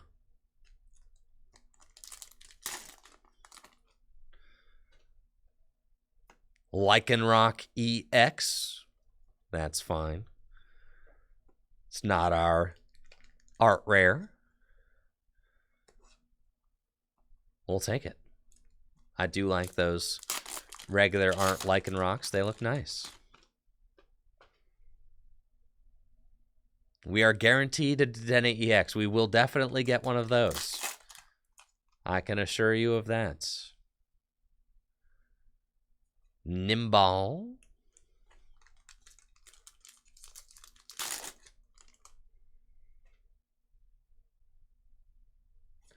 Dang, I've got some haters in the chat saying I will not open a secret art rare. I hope you all get punished. I hope that you drown in your haterade when I open a secret art rare right here. Dang, it's Magikarp. All right, Magikarp is pretty cool, though. Can't be upset about that. That's our first of 3.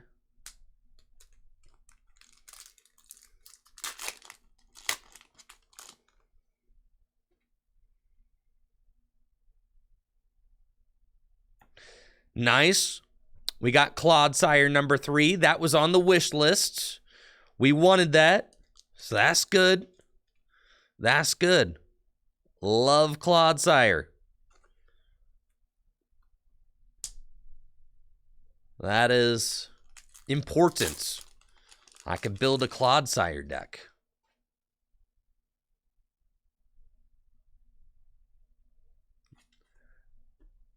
Tink-a-Tink.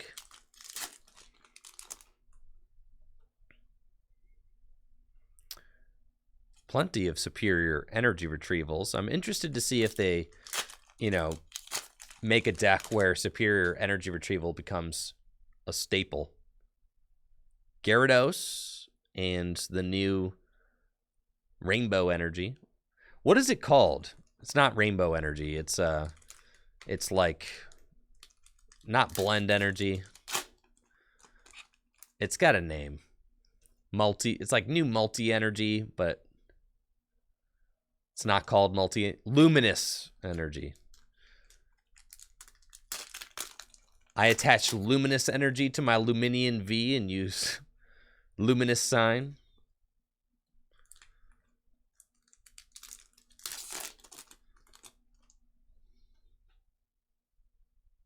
Okay, and that is the first half of our final booster box. No secret rare yet.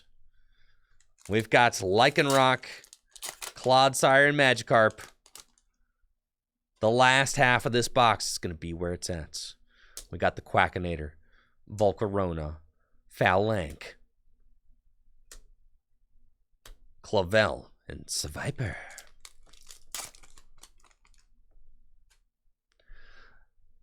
Zweilous, Fuecoco, Diglett, Oricorio, and Dendra. Come on, Water Fountain Dendra, you're right here. I know you are. Show yourself. Ah, it's Tinkaton. Okay. Dang it.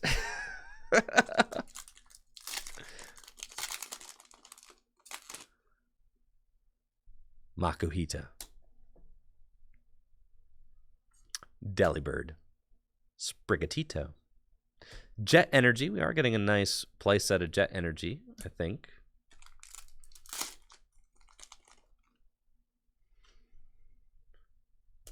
Dino, Larvesta. Okay, Skeledirge EX. We've got a healthy amount of Skeledirge now. More than enough to build a Skeledirge deck.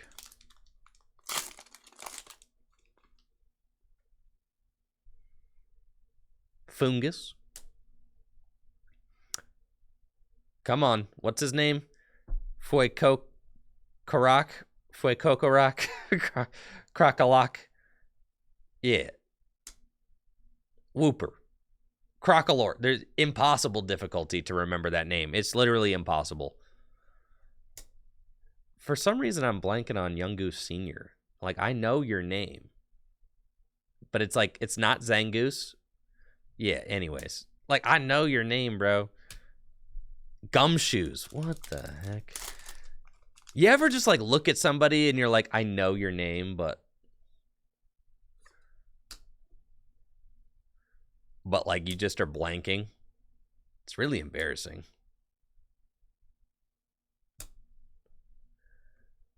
Nothing. The back half of this has to be absolutely loaded. This is ridiculous.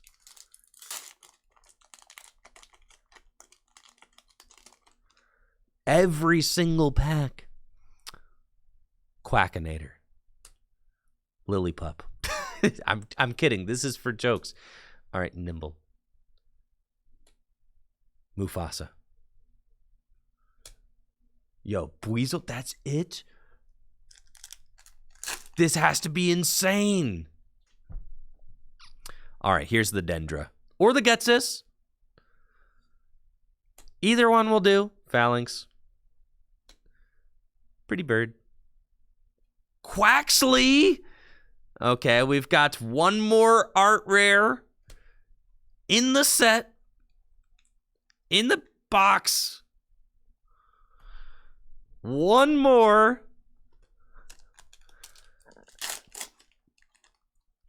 We needed Dedenne EX. We haven't opened one of those yet. One of these packs is guaranteed to be Dedenne EX. And he...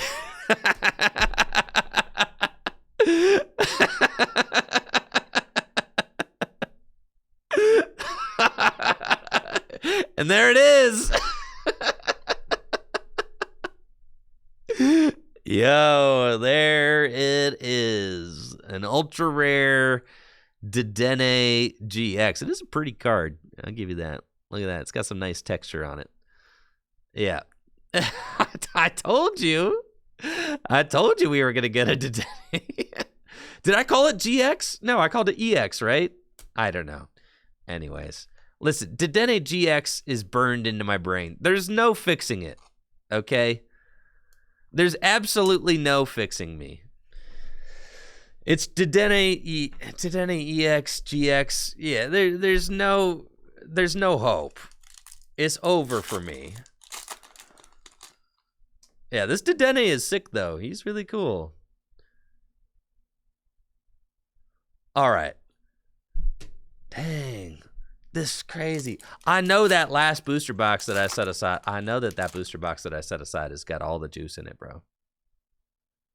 Meowscarada EX. I think that's my 4th one. That's sick. I do love that.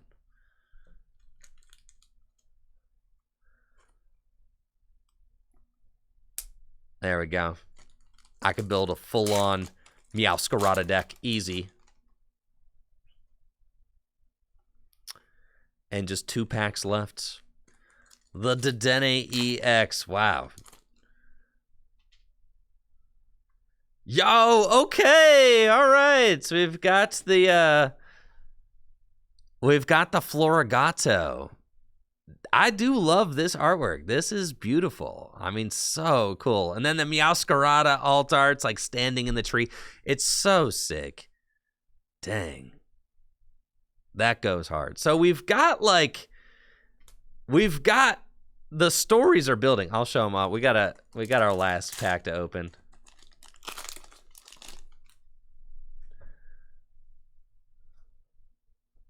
And nothing there. Okay. So that's our 5 booster boxes of Triplet Beats. We've got some beautiful alt art cards, or some beautiful art rare cards. No alt arts, actually, I guess. Or they're not even called alt arts anymore. They're called special art rares or special illustration rares. We've got some really gorgeous cards that we pulled. So I definitely want to show those off. But we weren't able to find any of the special art rare Pokemon EX, which just makes me really appreciate being able to find the special art rare Gardevoir EX out of our last set, because I mean, these things have not been easy to find. We do have the Fuecoco and Crocolore. We've got the Quaxley and the Quaxley Senior, and we've got the Sprigatito and the Florigato. So we are very close to completing Quaxwell. That's right. We are very close to completing those stories, but we need the final one, which is going to be the most difficult to find, I believe. Let's see what else we pulled out of these.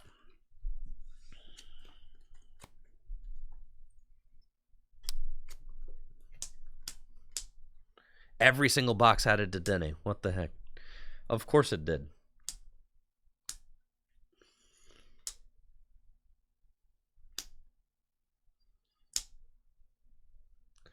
Claude. Carp.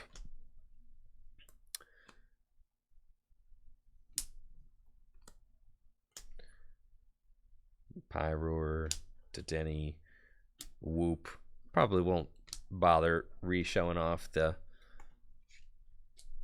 art rares, or whatever you want to call those, the illustration rares. Just show off the EX hits. Got a lot of Whoopers.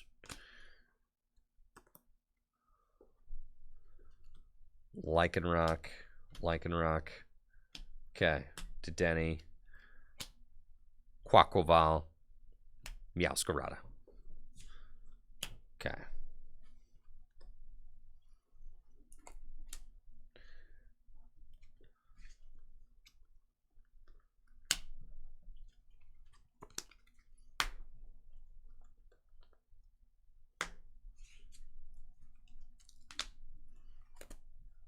Cool. I mean, I got plenty of cards to build decks with, that's for sure.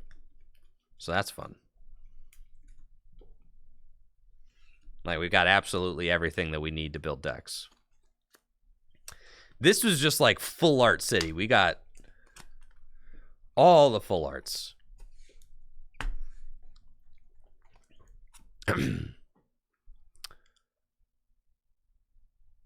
Okay. Out of 5 booster boxes of Triplet Beats, I opened 4 regular arts Dedenne EX. It's EX, not GX. And 1 of the super rare or special art rare, super rare, ultra rare, whatever, Dedenne EX. We opened 3 magnificent Clodsire EX, 4 Meowscarada EX, 1 Full Arts Lycanroc EX, and 3 regular arts Lycanroc EX, 1 Full Art Skeledirge EX, and 3 regular art Skeledirge EX, 1 Full Art Quaquaval EX, and 3 regular arts Quaquaval EX, and 1 Full Art Professor Clavel. All right.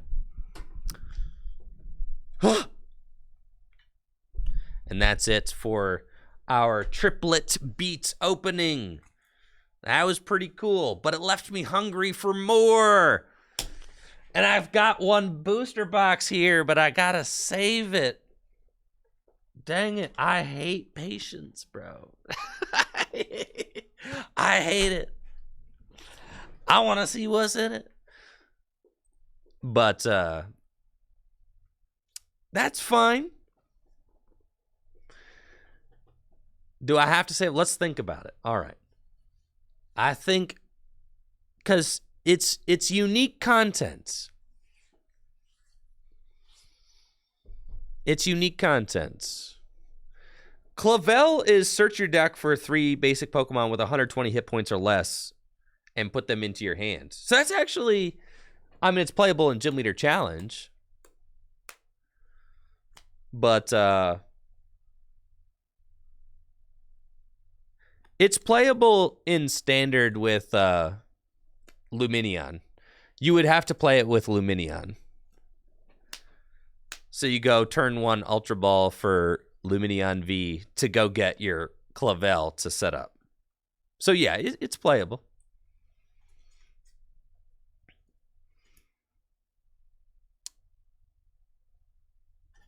But yeah. Why when you have... Well, think about this. In a Psychic Gym Leader Challenge deck, you can go Clavel for Marshadow and use it. So, let that sink in. Just saying. Yeah, they go to the hand. So that's like that's the idea.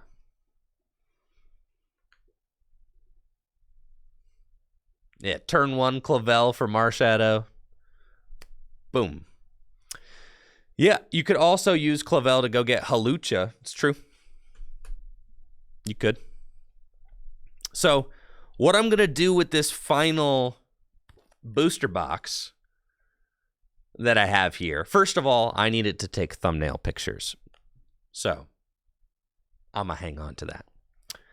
But then I am going to open that booster box with live with like Zealy or something, and we're each going to build a deck and battle each other, and we'll play like a best of 3. So it's going to be a unique like tabletop video in that this set is apparently it's built so that you can play a sealed format out of each side of the box, right? So that's really cool. You open the box, one player gets the left side of the box, the other player gets the right side of the box, and then the right side of the box will be guaranteed. Like if you open a Hydreigon, you're guaranteed to get a Dino and as well as. If you open a Lycanroc EX, you're guaranteed to get the Rockruff. So that's like the sides of the boxes are built that way, which I think is going to be really fun. So we're going to do that next week. And we're also, and thank you, Murtog, for that sub in the 24 months, 2 years. Thank you. I'm also going to be doing a midnight pre-release. Thank you, Nick, for the Prime sub. I appreciate it. I'm going to be doing a midnight pre-release on Friday. Full Grip Games is hosting a Scarlet and Violet midnight pre-release this Friday at midnight. So, I just got to find somebody to... This Friday. It's happening this Friday. I just got to find somebody to play. I think Zeely's going to be out of town.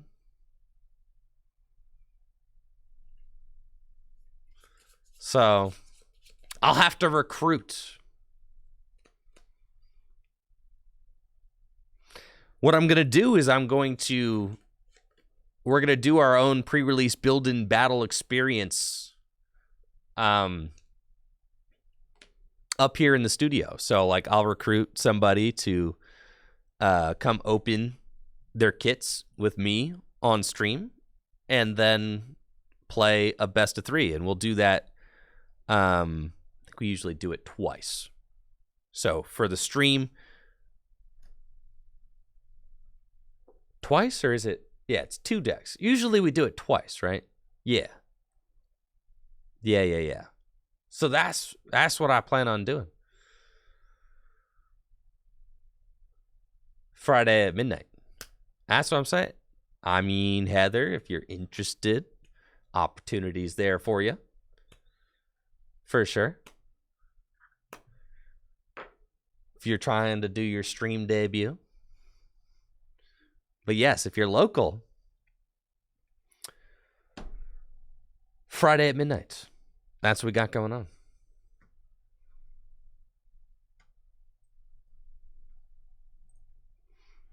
Now, I've got a lot of work to do catching up on videos. Yes, before I go, though, I'll tell you about the Tate and Liza battle. I beat Tate and Liza. All right? I did. I beat Tate and Liza in my Nuzlocke. However, there were massive casualties. And I will show you. I'd been building towards it. I had a long flight.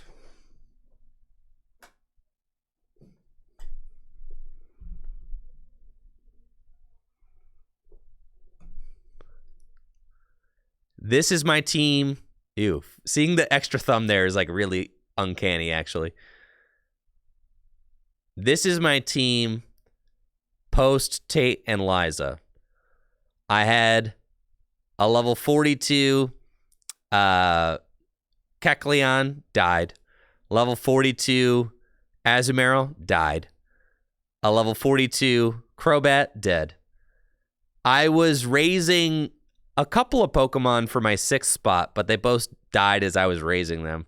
I was raising a Banette. It wasn't Banette yet. It was still Shuppet. Shuppet died. So I was like, whatever. I'm just going to bring Tropius. Tropius is like level 35. Died. So Tate and Liza was really close, and it came down to Gyarados and Swampert at the end. I can't really use Swampert safely because they pretty much keep sunlight out the entire time. And the Solrock has Solar Beam, and the Swampert is 4 times weak to grass. So if if the Soul Rock fires off a solar beam, the Swampert will die. So pretty much all the first, like, Azumarill and Kecleon and Crobat all pretty much had to, like, help burn through the first 2 heals because Tate and Liza have two heals, right? So they burned through all those. Crobat was epic because Crobat gets targeted, obviously, and I gave it Protect so it could protect, and then it could fly and buy another turn.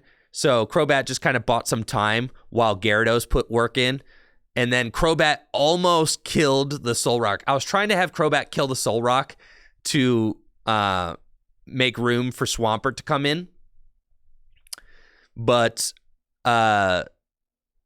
Crobat's Fly just barely missed KO on the Soul Rock, leaving it with like less than 5 hit points remaining.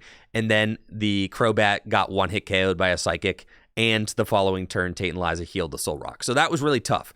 So that turn, I had to bring in Swampert after Crobat died, and Swampert and Gyarados needed to double target the Soul Rock to kill it so that my Swampert wouldn't get 1 hit KO'd by Solar Beam, and Gyarados' Hydro Pump hit for the 4th time. In this fight, Gyarados hit 5 for 5 on Hydro Pumps, right? 5 for 5 on Hydro Pumps. It was insane. Gyarados does not have Dragon Dance. There is no Dragon Dance yet. That is not a thing. Gyarados pretty much had Thrash, Surf, and Hydro Pump. That's it. And Gyarados is not a special attacker. And that's the thing, is that water and it didn't have Earthquake yet. Water is not physical. There's no physical water move to use. So I'm relying on Gyarados' special attack stat to get me through this battle, right? Hydro Pump's accuracy is 80%. So I needed all 5 of those to hit, and it did, which was huge. Gyarados not missing a Hydro Pump is literally what won me this battle, 100%.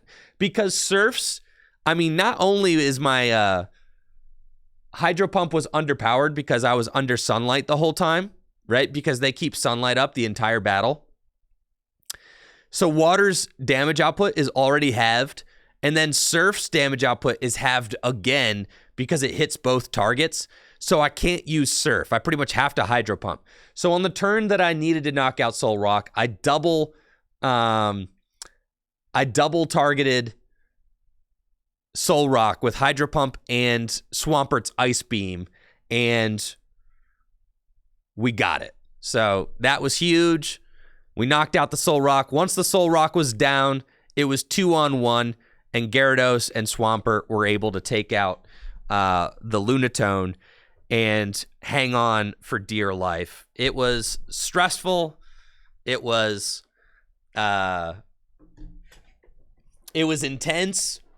I was on the airplane by myself, just like dialed in, and I was like, I'm either restarting my Nuzlocke after this, but the team is in the rebuilding phase right now.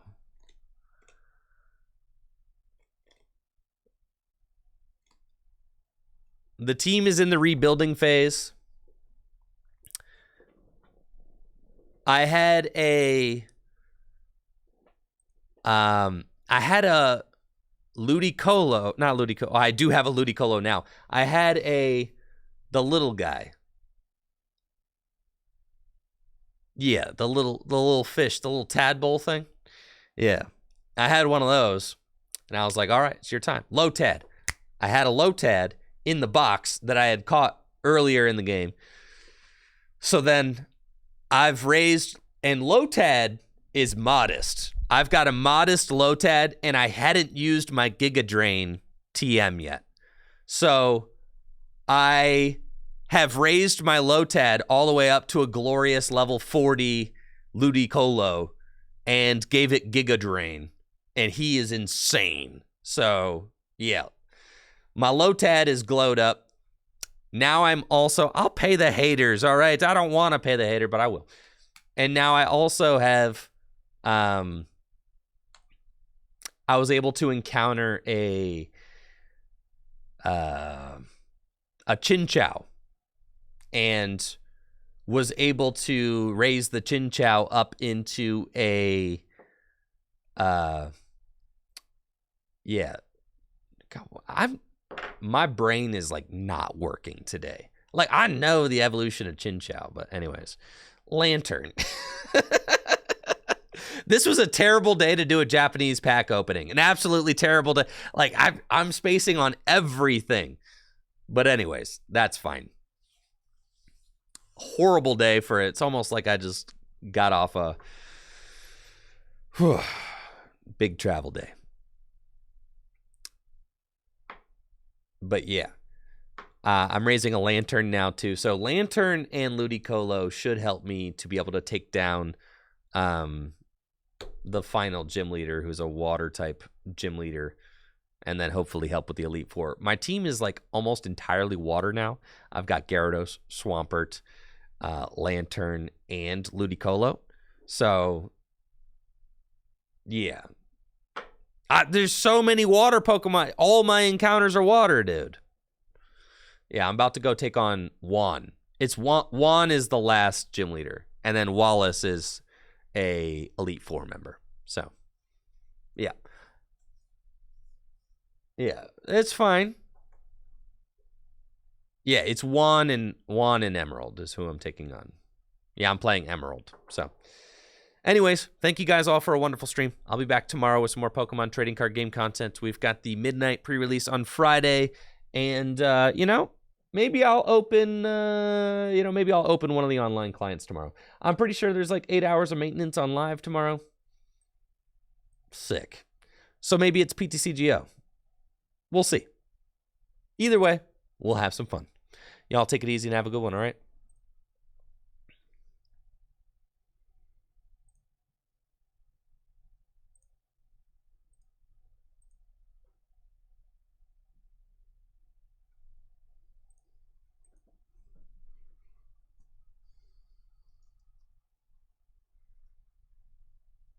See ya.